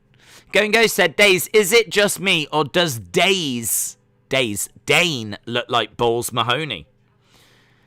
There's a slight... I can see a slight resemblance, yes. I was joking. I know who Candice is. Oh, you little prankster. Sword, Blade, Whitey, the little trickster of the group. That's what we've got there. Big Boy Dally said, yes, Aliens Days. It's actually quite fun. Do you like to eat flies? I do. No, I can't say I do. I enjoy bananas, which are very different. Brian said, did you watch the Bret Hart special? I've still only watched the first part, but excellent so far. Great to learn, a little bit more about Bret as a youngster, kind of what he was into and what he was trying to do with his life. The fact I didn't realise that he wasn't interested in wrestling. Well, he liked wrestling, he was into wrestling, but he didn't want to be a wrestler. He was trying to do film studies and whatnot, so I thought that was very interesting. And, you hear about the kids and how they lived and how Stu Hart grew up. And, you find out a bit more about Stu Hart. And the start of it is excellent. And I'm sure the rest of it is excellent as well. So I've seen about a third of it, I think. And from what I've seen, I highly recommend it. I think it's been brilliant. Brilliant. Days, when is the next In the Crowd NXT signing? I don't know, to be honest. I can't say I've heard any rumours of anyone signing. So normally at these takeovers you tend to get something, but we haven't seen one of those in a while where they're in the crowd. It tends to be when they're in like a big arena, isn't it? They go to the crowd and there's someone sat there. So I can't say I'm expecting anything for Sunday, and I can't say I've heard any rumours of a big signing. But could always be an NXT call-up, couldn't it, if they were going to do something? But I wouldn't expect it. I wouldn't expect it. What's the best ladder match of all time? It's hard not to say WrestleMania 10 because of the impact that it had. But, of course, I don't know if you would count, like, the tag team TLC ones. The Hardys and all of that. Hardy-Dudley ones. I mean, that would be in the mix as well. And the early Money in the Banks, I kind of think now they're running out of like new ways to do Money in the Bank. Although obviously last year's going through the headquarters was quite interesting. I mean, that was very different, but yeah, I think we've just kind of seen everything that can be done with a ladder now. It's hard to be innovative with a ladder when we've seen so many ladder matches. But, yeah, it's hard not to say 10. But that feels a bit like a cop-out. But I'm fine with that. We're just watching Bobby Fish train.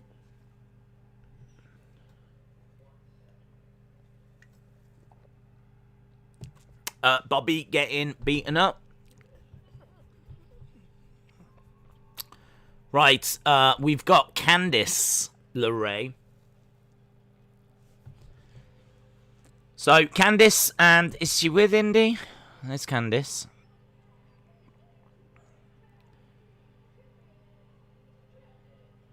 Is she going this alone? I don't quite know what I'm watching here.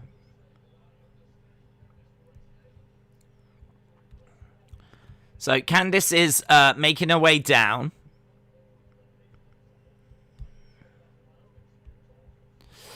Do you think the next In the Crowd signing could be a SummerSlam takeover with a packed crowd?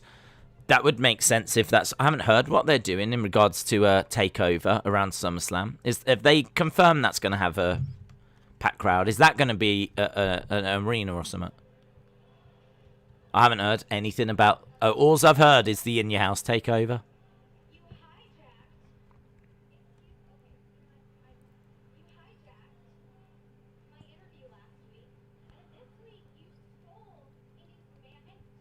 Is she calling out Poppy?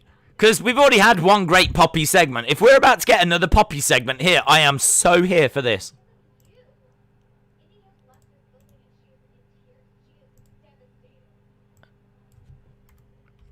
Candice. She is, you know. I shouldn't like this. I shouldn't like this because it involves the singer getting into a ring, and I don't want to get in the ring. I do not want Poppy getting the better of Candice LeRae. I will be crystal clear right now. People are going, what? Days likes this. Let's be crystal. I do not want Poppy getting physically the better of Candice. I don't mind Poppy getting in and having a few words, but I do not want Candice coming out of this looking like she can't deal with Poppy. Poppy, who looks like a walking ghost. She looks like Poppy the friendly ghost. Poppy the bland facial expression ghost. That's what Poppy looks like. I don't want Poppy getting the better of Candice LeRae.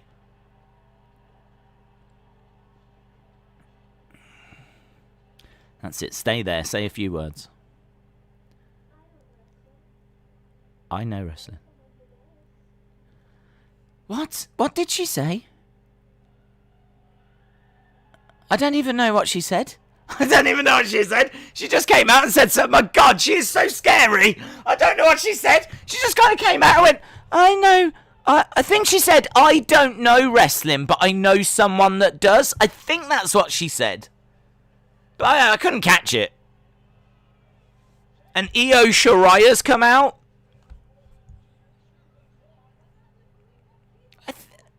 I think Poppy came out and said, "I don't know wrestling, but I know someone that does." And she's helping take the jacket off Io. Io runs at Candice. And Io is unloading on Candice. I'm so here for these Poppy moments. I'm so here for them. I'm not here wrestling. But no, this is not what?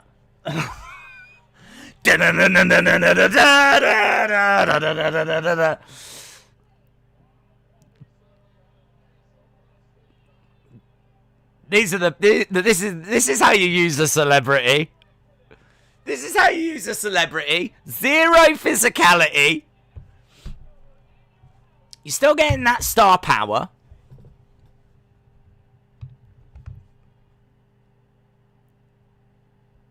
Great.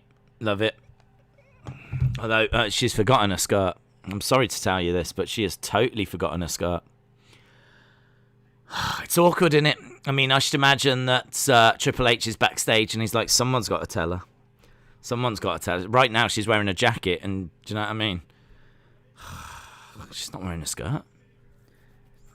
Regal, you're going to have to tell her. You're going to have to tell her that she's forgot to put a skirt on. Well, I can't tell her. Because they're all boomers. They don't know what to do. Oh, my God.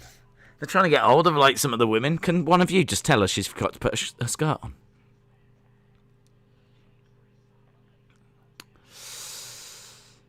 I don't know wrestling, but I most does.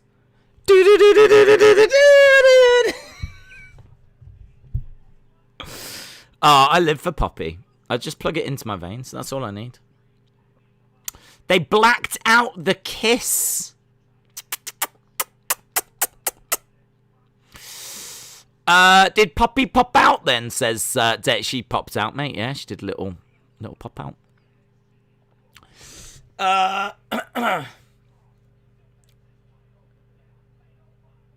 Days, the chat is trying to tell you, she said, I don't wrestle, but I know someone who does. I said that. I didn't catch it at first, but then my brain was like, I think that's what she said. Don't tell me what I think I already know I heard. Poppy's voice is sexy, says Brian. Days, I booked Poppy to be a tag champ with Finn Balor. Poppy is a waif. I think that she would blow away if a good enough breeze came along. They did. Wow, that's not progressive. What, they blacked out? Are we saying they blacked out the kiss? Is that what people are saying? Days, when do you think Walmart will get WWE figures back in stores? Oh, Robert, you've got me confused with the Walmart stock checking website. It happens. It happens. I don't know. Unfortunately... hello, Walmart customer service. Okay, let me check that for you, sir.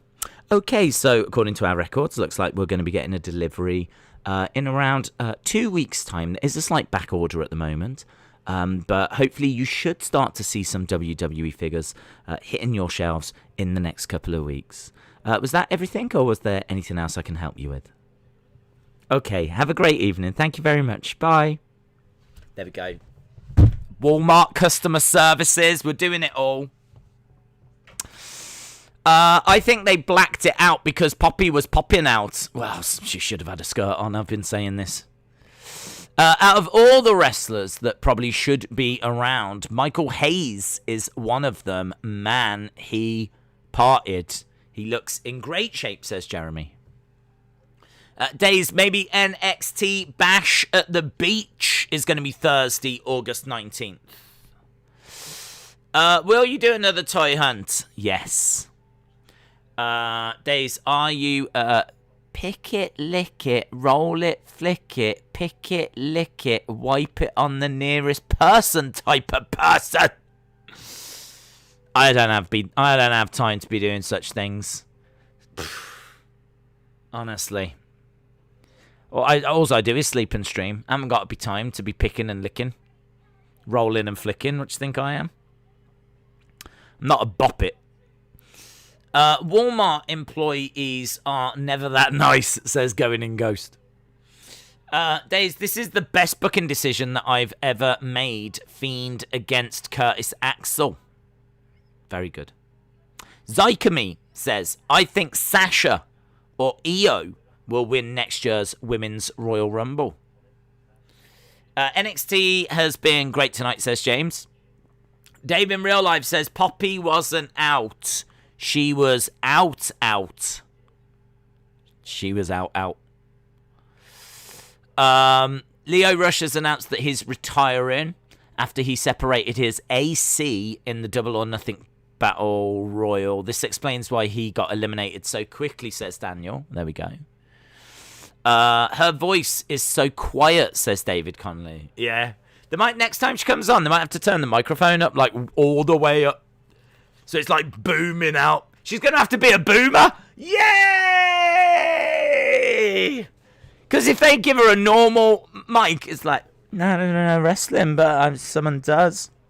What? You're going to have to, like, really crank it up to, like, 11? I don't know wrestling, but I know someone that does. Boomer. Hey, Boomer. I remember booking Ember in a feud with Dana Brooke because beating Dana is huge for her. Halftime scores. We done them. We did them. That boat sailed.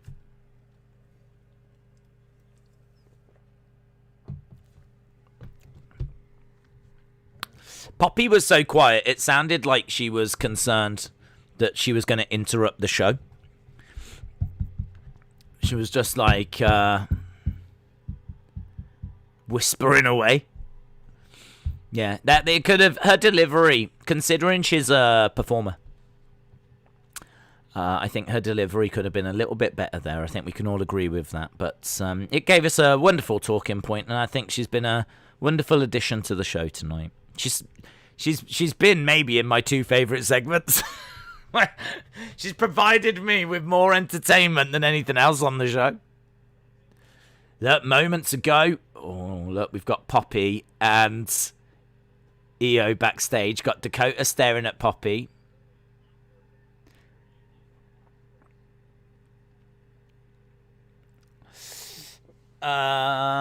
Isn't Poppy the pink troll from the film? No, that's Austin 316. Right, we've got Dakota Kai with Raquel Gonzalez. Raquel with a leopard print top. Oh, Dakota drops her jacket. I thought Dakota then was like storming her way to the ring, but kind of leaving Raquel Gonzalez behind. But she did just stop, and then like they do the old. You can get exclusive Poppy and Triple H shirts right now for a limited time. I'm a little tempted because Poppy is quickly becoming my favourite NXT superstar.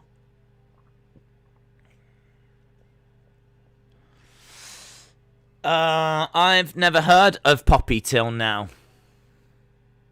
She would be great. Oh my god. We need to book her for the Keith Lee Flower Shop segment. I don't know why I didn't think of this before. We desperately need to get her for that. Ember Moon has got a sick mask as well. Look at that mask. Look at that mask. That is a sick mask. She's got like an animal mask. That is great. Or is it? It looked like a skeleton. Some sort of skull.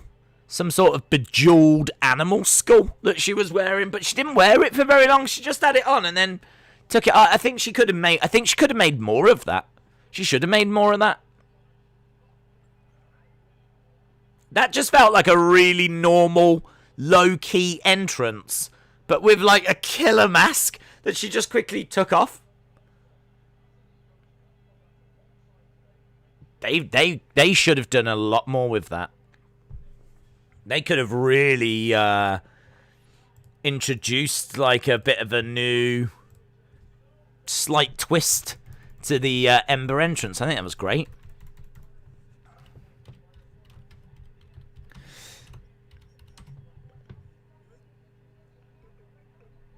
I thought that was great. I thought that was really good. Maybe she should have saved that for TakeOver, and they could have done like a special TakeOver entrance.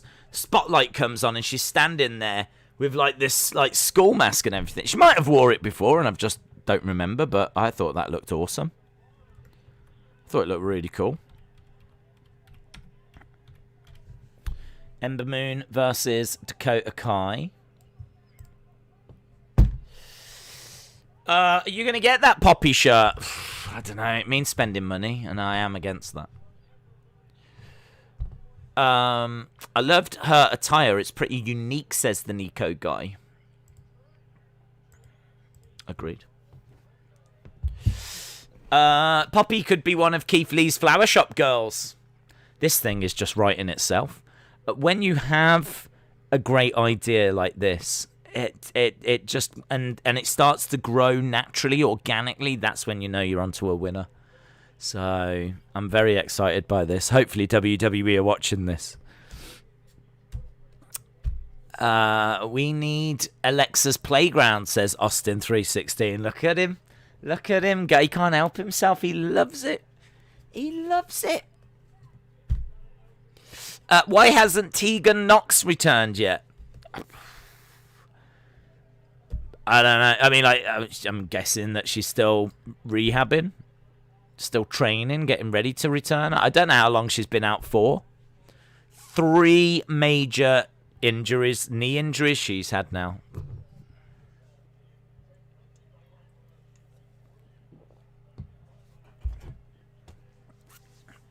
Fabian said WWE should book a storyline where Steph falls in love with Roman. Triple H blames Vince for everything, but Shane blames Vince for marrying her to Triple H. And then Linda arrives, and she tries to woo Roman. Sounds wild. Ember takes Dakota's legs away, goes for a... Oh, grabbed her, slams her down face first. 1, 2, shoulder up by Dakota Kai. Shoulder up by Dakota Kai. Love to see Tegan versus Kai again. Austin, shout out to you, showing a little bit of love. We need a Daisies Playground, says William. That's exactly what we need. JP said, Keith Lee's Flower Shop. What's that? Come on, JP. Don't tell me that you're new to the stream. I expect everyone to watch the whole stream from start to finish, and if you miss any, I expect you to go back and watch the bits that you've missed, because this is non-stop quality content that we're pumping out here. Non-stop quality content. Theories, ideas, news, suggestions, character development. I mean, we don't do any of it here. We don't do any of it.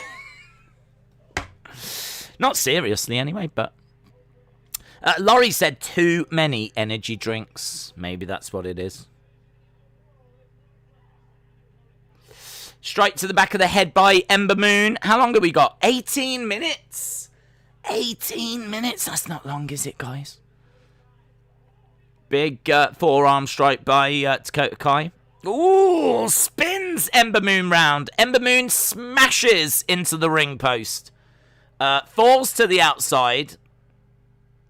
And we go to the commercial break. Brad says the guy that was late to his own stream. Well, we didn't need to bring that up, did we? I thought we had done a pretty good job of moving on from that. Is Finn Balor in this match or no? No, he's not in this match. This is just Ember Moon versus Dakota Kai. So I can confirm there is no Finn Balor in this match. He's not even at ringside for this match. He's not watching this match. He's not at ringside. He's not commentating. He is not a part of this match at all. Which I think is a big surprise to all of us, because he's been very active in this feud. What's the best time to work out? The best time to work out. Well, I'm glad you've come to me for this question, because my workout schedule is very strict, as you can tell. So I think the best time to work out is if you're going to go on the same schedule as me, it's about once every 10 years. So just, you know, just hope that a day strikes where you actually feel like doing it. And once in every 10 years, you'll get a physique similar to mine. The best person to answer, if he's still around, of course, I doubt he is Miss Clown 1. The sexiest member of this community, and that is not even up for debate. That is not up for debate. I don't care what any of you look like. Miss Clown 1 is the sexiest member of... He is still around. The best time to work out is all the time, says Miss Clown 1. There we go. There he is. There he is. I honestly, I would imagine Miss Clown 1, whilst he's watching the streams, is pumping iron. Woo! Like this. He's pumping iron with this arm, typing away in the comments in this arm. He's probably doing, like, squats. Ooh, in between doing, and then when he rests, send a little message in. Right, let's go back. A couple of plates on. We go back for some more. He's getting at it. He's getting at it, man. He's getting at it. Miss Clown 1 agreed. There we go. JP said, that seems a little short, only 10 years. If you're blessed like what I am, you don't need to work out much to get into this kind of physical shape. Just saying. Do you know what I mean? It's in the genes. If you've got good genes, then you'll be all right. Miss Clown 1, you're the man, says Robert. I wouldn't doubt that, says Austin. Right, we're still at commercial break. We've got 15 minutes to go. Days, can you get Poppy on the Wrestling Escape Pod? Sure. Oh my God, I wonder if we get Triple T to go out with Poppy. Now that's a date that I want to know and watch. I want Triple T to go on a date with Poppy and film it. I don't think I could want anything more. Swordblade says, okay, Days, I'm going to do that. Miss Clown 1 should be everyone's personal trainer. Listen, if Miss Clown 1 had a YouTube channel where he uploaded training tips, training routines, training general fitness advice, I think this community would be all over that. I'm just going to throw it out there because I refuse to listen to anyone else. when it comes to fitness tips. Because if you've seen the guy, then you'll know. I've actually met him in real life, and I've got to tell you, I've still not quite recovered. Triple T and Poppy equals quality content, says Kyle. Triple T probably already dated Poppy. She might have been the one that took him in the wilderness and abused him. Do you know, when I say that out loud, it sounds wrong, doesn't it? Sounds a bit wrong. But the truth is, our friend Triple T was abused in the wilderness.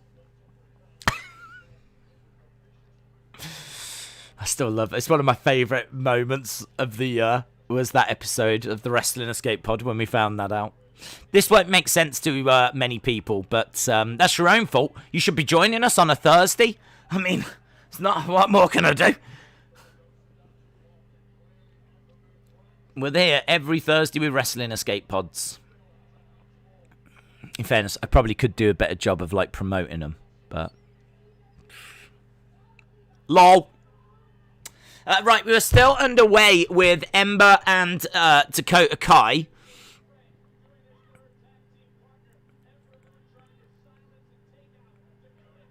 Dragon Sleeper. Dragon Sleeper applied by Ember Moon. And she's surely... reversed. Reversed into a Dragon Sleeper. Crossroads. 1, 2... Kick out by Ember. Cal Gonzalez on the outside. Again, love the fact that she's a champ. She's got the belt around her waist. I love that.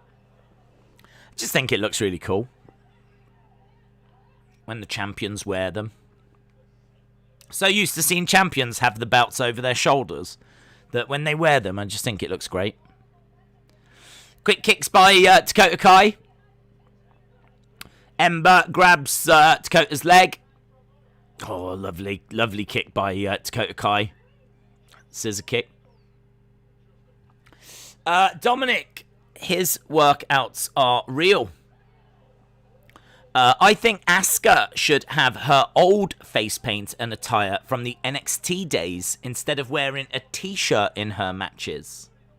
Fabian said, Days, yes or no, after Brandy gives birth, AEW should do a long-term storyline where Cody does an MRI scan and is revealed... Hang on. An MRI scan, doesn't that look inside the body? I don't think you do an MRI scan when the baby's actually born. An MRI is a scan you do to see how big the baby is, if the baby's alright, all of that, isn't it? I don't think you do that after someone's given birth. Febin, I think you might be showing that your knowledge of medical procedures is, I'm going to say limited, misunderstood. He should still do it though. He should definitely still give Brandy an MRI scan. And he's revealed to not be the father, and then continue the story with twists and turns.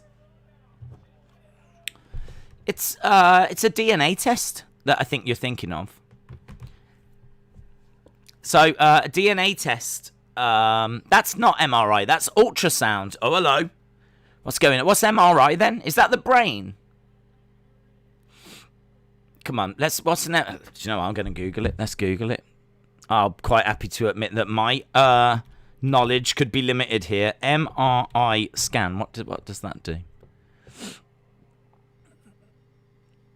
Yeah, I was right. Shut up, chat. Coming at me. MRI is a magnetic resonance imaging. Yeah. MRI, I mean, I knew that. MRI, it's a type of scan that uses strong magnetic fields and radio waves to produce detailed images of the inside of the body. Come at me, bro. Come at me, bro. Hit row! Hit row! Hit row!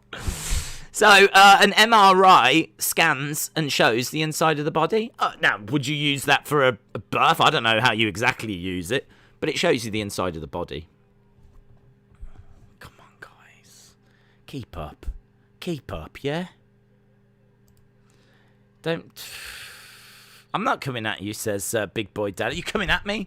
It's exactly what you're doing. I know what you're doing. I've met your kind before.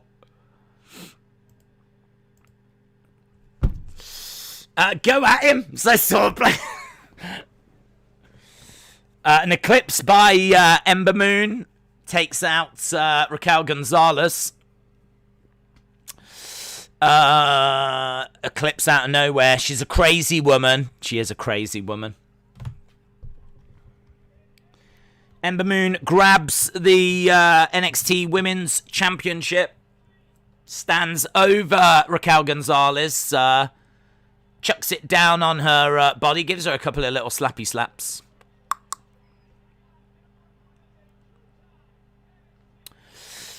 Moon is kicking ass and taking names. McLean says, no, you come at me.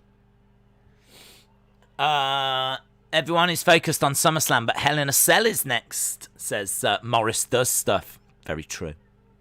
Very true. Nice eclipse.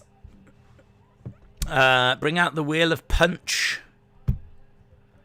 Ember is so good, says Dom15. Does this mean Poppy is the mouthpiece for EO? I don't think so. And she might be around a little bit.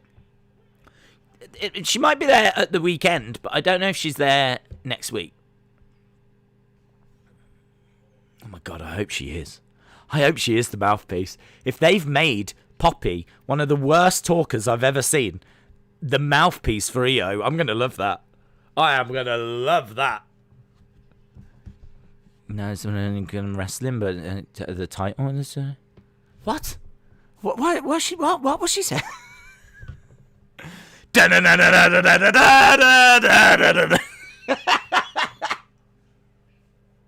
Poppy. I would love it. Sign me up. TikTok. I've said it before. I want a Karrion Kross watch. I just want a Karrion Kross watch. Why haven't they made that?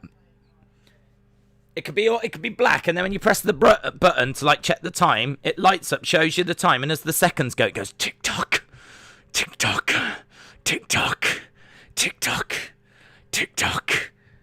Okay, right. 5 to 4. That'd be amazing. What the heck has happened to Ring of Honor and Impact? Who knows? What kind of gimmick are you going to give Zoe Stark? Do you know what? I'm not sure. I haven't really thought about it. I was just sort of waiting for them to come up with a gimmick, to be honest. I think some of the best gimmicks are ones that are connected with their real lives. So I'd probably want to know a bit more about Zoe Stark. I'd probably, if I was genuinely trying to get her a gimmick, I would sit down with her and be like, right, tell me about your life. What did your parents do? Where did you grow up? What did you study at college and university? What are your interests? Just go through all that kind of stuff and try and find something that you could do something with, you know? Because she might turn around and say something really interesting, like a hobby of hers. You'd be like, okay, we can do that. I mean, I wouldn't be going like, if she said, oh, I used to go rollerblading all the time. Like, don't get me wrong, I ain't turning her into like someone that's going to be rollerblading around like she's the rollerblading girl. But would I use that as a bit of an inspiration for her ring attire? And would I then start thinking about her being the leader of like a faction of some kind? And would I then start to think about rollerblading in regards to her vignettes? Like, where is she going to hang out? Am I starting to think along those lines then? Could other people be on rollerblades but not her? And she comes down and she just kicks ass or something like this. Like, I'm not saying that's the right gimmick at all, but I'm just saying that the best ones normally come from when they've got, you know, a bit of a history with things. So, yeah, I'd explore that. Because obviously, famously, Paul Bearer was mortician, wasn't he? He was an actual mortician, and that's I think that's how he got the. I don't know if he got a job already or what. I think what happened was they were interviewing him, and Percy Pringle, and he said that they did exactly that, and then he revealed that he was a mortician, and Vince had just sorted Undertaker, and Undertaker had just started, and he was like, and they were looking for a new manager, and he was like, oh, MG. So, yeah, I'd do that. I mean, like, Britt Baker, look at Britt Baker. Britt Baker is a dentist. She's an actual dentist, and that has been used in her character, but it's not OTT, do you know what I mean? She doesn't come out with drills and stuff like this, but there are elements that are used in the wrestling, like her finishing move, and at the start, her ring attire and the tooth and nail, which, all right, you can look at and go, yeah, but they weren't brilliant. No, they could have been done better, but it was a starting point.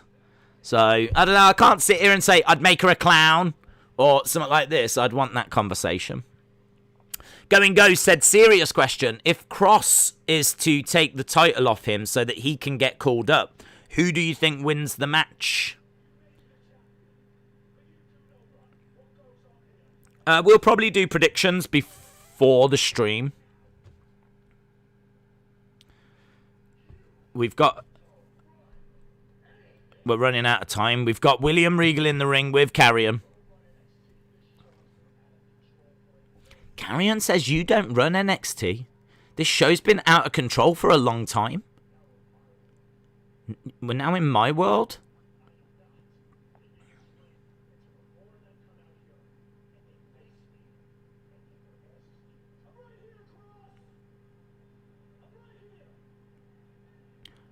Okay, so Kyle O'Reilly has come out. This is quite gripping.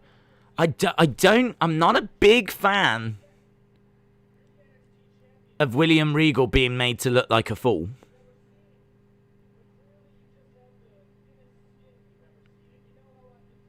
I think William Regal is getting frustrated because he knows that he's losing control here.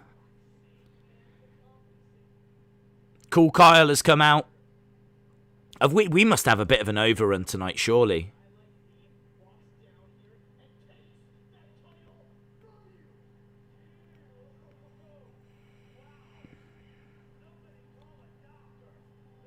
Okay, we've got Johnny. Johnny Gargano is over by the commentators. He gets up on the announce desk.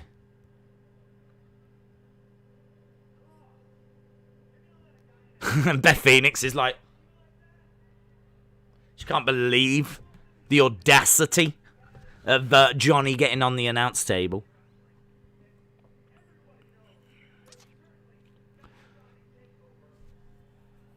Everyone knows that you're not Johnny Takeover.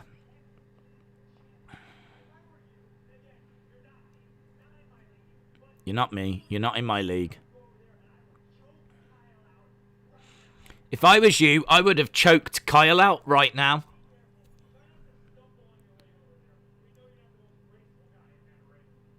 Try not to stumble when you do it, because we know you're not the most graceful guy.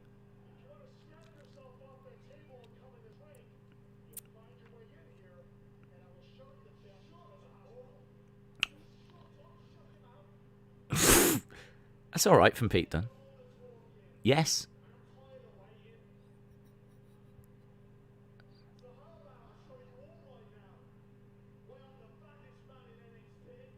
That's better.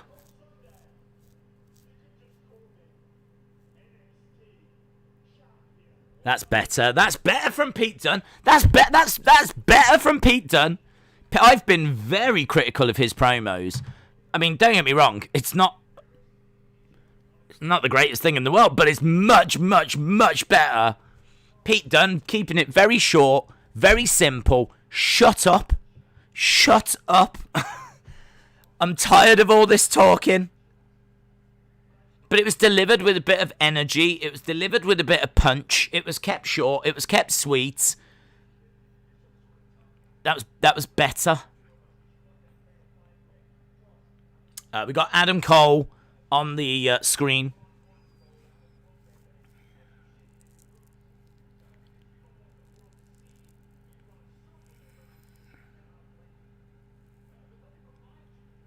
Considering Pete Dunne was sick of all the talking, we've now got a lot of talking.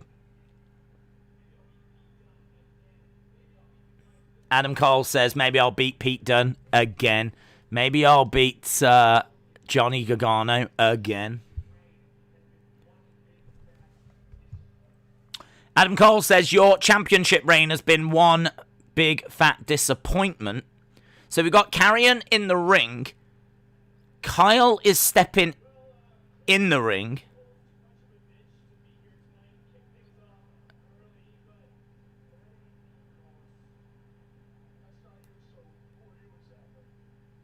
I do like Karrion. I really like Karrion. I just like his look. He looks like a champion, and the way he talks is so believable. His promos just feel like I feel like I'm actually listening to someone that's actually talking the truth. Because sometimes promos can seem so scripted that you just know it's not real, you know it's all fake, but the way that Karrion delivers the lines, I just feel like he is just naturally talking. Look at that, security guard's gone as well. And this one as well. It's good that these security guards are all coming in one at a time. That's really good of them. Right, we've got Karrion going ballistic. Now look, two of them have come in at the same time. And that's allowing Johnny and Pete Dunne. Oh, the security guards have gone again now. Oh, it's a nightmare. Poor security guards. Hashtag justice for the security guards. There's just a lot of striking going on now. Everyone's getting battered. Karrion standing tall. Backing over to the corner. Grabbing the NXT Championship.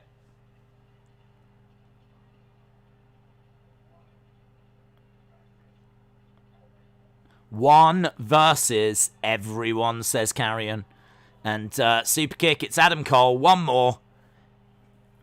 Karrion goes down. Cole goes against the ropes. Knee strike. Kill shot.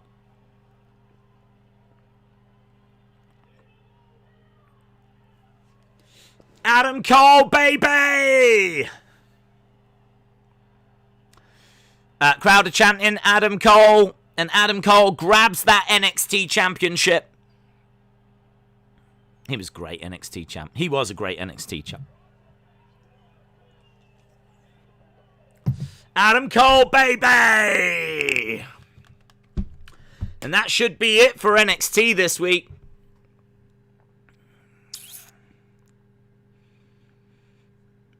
You can't beat me, no one else can. I think that's what he said. Jobber Cole, says Austin316. That security sucked. They did. Days is having Logan Paul standing over Liv Morgan a good way to show how dominant women are. Kross is probably gonna retain. Cole is gonna win on Sunday. Cole stands tall. Adam Cole, baby. E-Coats says Adam Cole to win on Sunday. Broken Dreams said really good show, 8 out of 10. Nico Guy said fun as hell show tonight. Good show, says to boy 123. Robin 813 says 8 out of 10. Brendan says 9. Troy says 8. Get in your scores. Get in your scores. Legendary Buchanan with a 7. Pro Skills with a 775. If Kross loses the title, he'd better not get pinned, says Big Boy Dally. Jimmy said the cure for insomnia, WWE television, second night in a row. Harry says 8. Hayden says 7. Brendan says 9. Shakeen says 7.25. Taboy says Cole won't win because he's standing tall tonight.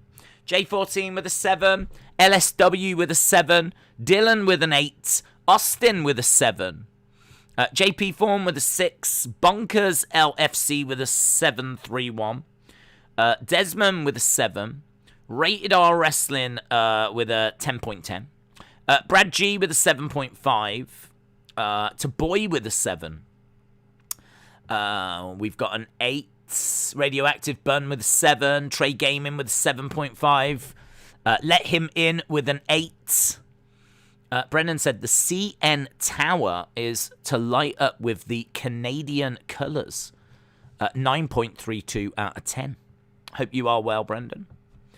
Brad says 6.5. Earl says 8.5. 1987 Big Fan says 6. Dave in Real Life says 7.75. Misty Apuc says 6. Fabulous Disaster says 7.5. Normal Guy with a 7. Sunny with an 8. Krista Zuba with an 8. Ricky with a 7.75. Anna Dawes with a 6.75. Big Boy Dally said, days while Triple T's not around, what do you think he couldn't be with Miss Strawberry? Why do you think he couldn't be with Miss Strawberry? I don't know. I thought the answer he gave made him sound worse. He said, what did he say last week? He said something like, this is going to make me seem really bad. And what did he say? He said, oh, this is going to make me seem really bad. Or something like this. And then what he said wasn't that bad. I think he said, like, we just wanted different things or something like this. And it didn't seem that bad. So I don't know. I just love finding out information. I just love them stories. It's one of my favourite parts of the week is talking to Triple T about his dating exploits. William, shout out to you. 8.75 from Brian. 6 from 1987 Big Fan. Dave in Real Life 7.75. Right, I'm going to give it my score. I'm going to give this...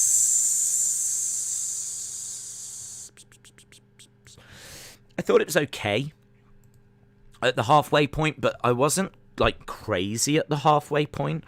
I love the poppy moments on this show. I just thought they were so entertaining. I really enjoyed them. There was nothing offensive there. None of the wrestlers were made to look stupid. Poppy didn't like lay anyone out. It's not like Poppy, do you know what I mean, embarrassed Candice LeRae physically or anything like this. And I don't know. I mean, was she quiet and was it an awful intro for Rio? Absolutely. And ultimately, I'm sure that would get frustrating, but I'm here for it. So I enjoyed that. I thought the Ember Dakota match was good. Maybe some of the in-ring was a little so-so. I kind of felt like, you know, some of the stuff we got tonight was... The $1 Million Man stuff was better. The reveal of...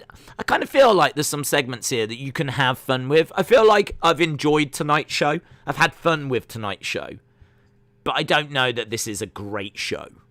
I think that we've had fun with it, and I feel like I've had fun with it. But I think it can be much improved.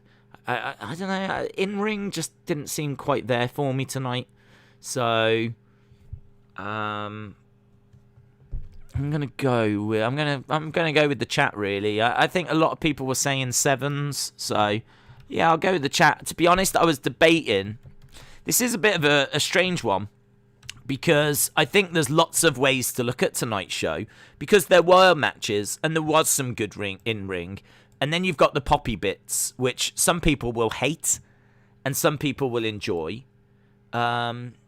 There's lots of... I can totally understand if someone looked at tonight's show and they're like, well, Poppy just ruined that EO return.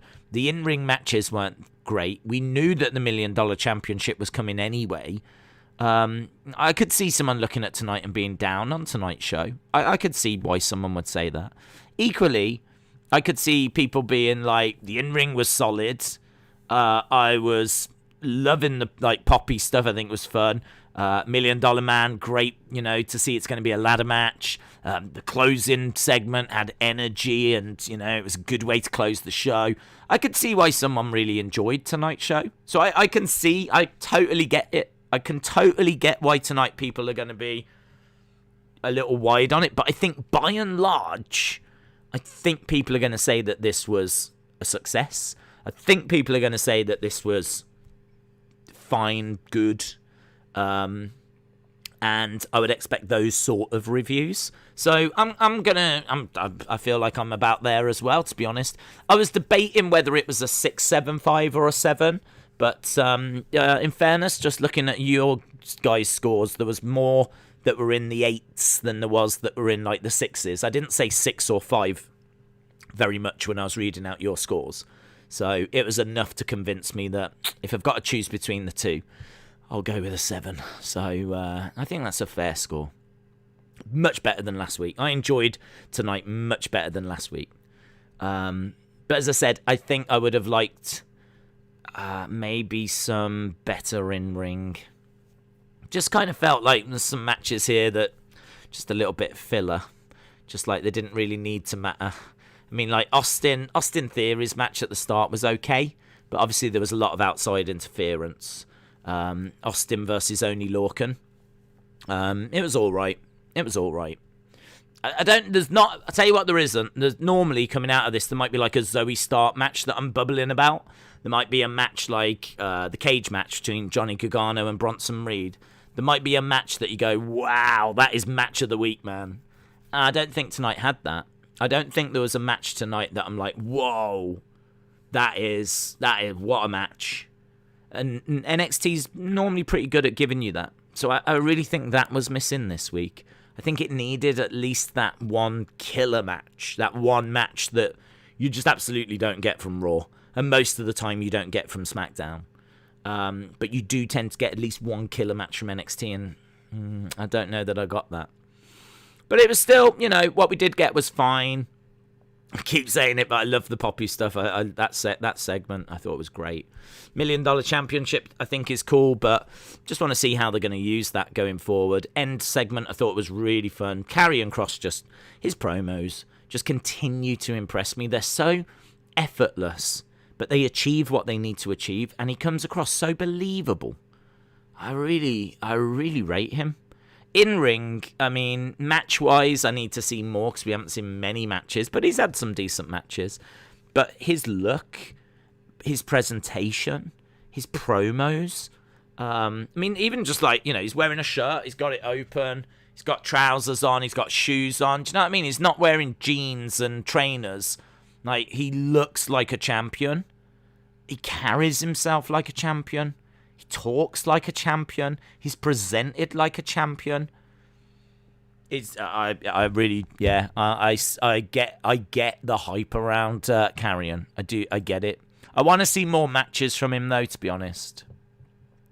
But no, good, solid, yeah, good.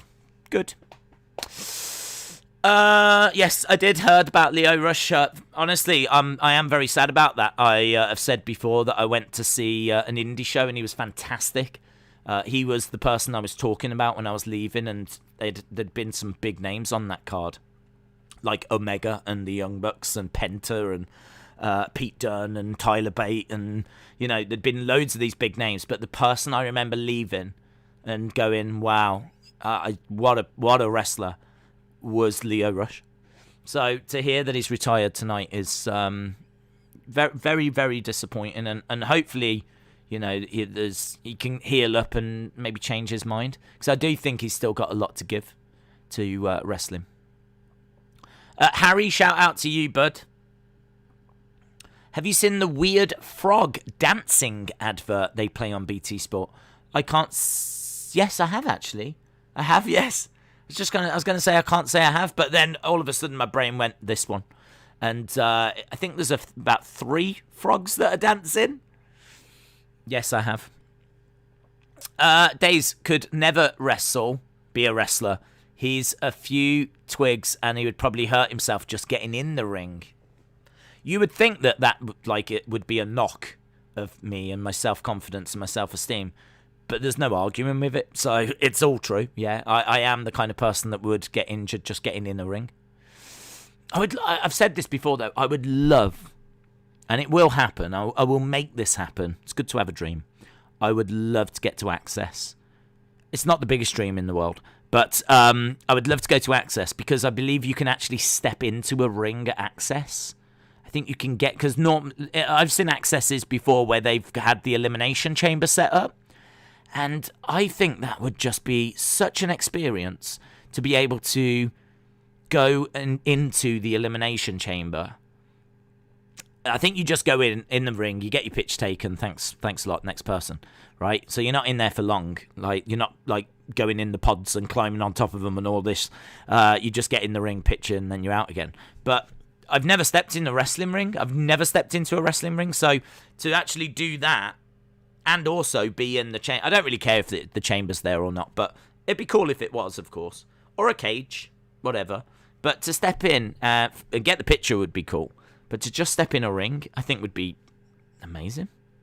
So I'd love to do that. And, of course, they tend to have a Mattel booth. They tend to have, Hall of Fame stuff, Hall of Fame section. They tend to have the statues. They tend to have a massive shop. Obviously, the meet and greets are a big part as well. But they have, old entranceways and staging bits, and they get a few bits out the warehouse. I would be more excited to go to that than I would to go to WrestleMania. Isn't that weird? Because at WrestleMania, it would be amazing to see it live. But I have a lot of fun streaming it and hanging out with you guys. So, it'd be great to go. But I'm quite as happy sitting and just streaming it, watching it, and chatting with you lot. But I think you can't replicate at home stepping into a ring or seeing that merch with your own eyes. So, I'd love to go to Access. That's something I really want to do. So, yeah, hopefully if I do get that opportunity, I won't injure myself stepping into that ring. But, I will try and do that one day. Why don't you try out to become a WWE superstar? That would be awesome, says De Silva. Mainly because I've got the strength of a 12-year-old girl. So I think that it's just it's the little things that hold you back, and I think that would hold me back. Access would be fun, says LSW. Hayden said, fun fact, I was lucky enough to get into a wrestling ring when New Zealand were doing a non-television wrestling event. That's really cool. If any of you have stepped into a wrestling ring, then just know that's a pretty special thing, man. There's not many people that have had an opportunity to do that. So if ever you've had an opportunity to get into any sort of wrestling ring, that's cool. That's really cool. Did you get the ringside exclusive A Little Bit of Bubbly? I did not, unfortunately. I've really had to fight the urge to get the figures, the AEW figures, because it would just be a whole new collection. And there's some great ones as well. And it's a hard urge to fight. But I'm winning that battle at the moment. So, no, I didn't get that exclusive because that would set me down a dark path. A couple of minutes and then we will wrap it up. I'm trying to give you back the time that you was robbed earlier. That's how professional I am. In my eyes, this is a 3-hour stream. We do an hour before and we do 2 hours. Yes, we stick around for about 15 minutes after that to do the scores and whatnot, but I guarantee you the hour before and the 2 hours of the show, and I think you was robbed that. So I'm making sure that you get this 3 hours. That's my gift to you this evening. And we're a couple of minutes away from that. J14 says, the only wrestling experience I have was taking a wrestling class in high school and getting thrown around. Austin 316 pays for those kind of classes. So still know that you had a wonderful experience that other people are definitely jealous of. Big Boy Dally says, I've been in an indie promotion ring. Not an actual WWE ring, though. That's still really cool. I'd be quite happy to go in any ring. Any ring, I don't care. Sumo ring. Rubber ring, I don't care. Michael, shout out to you. Hope you are well. Bonkers LFC, shout out to you. There's 3 frogs. It's the most weird, stupid advert I have ever seen, says Harley. To be honest, I've not paid it a great deal of attention. I've certainly not delved into it into the level of detail that you have. But I'll make sure to keep an eye out for it, Harley. I'll even have the sound up. I went to a local wrestling school and stepped into a ring. It was cool, says LSW. Miss Clown 1 said, I stood in a WCW ring after the show. What? What do you mean? How did you do that? How did you do that?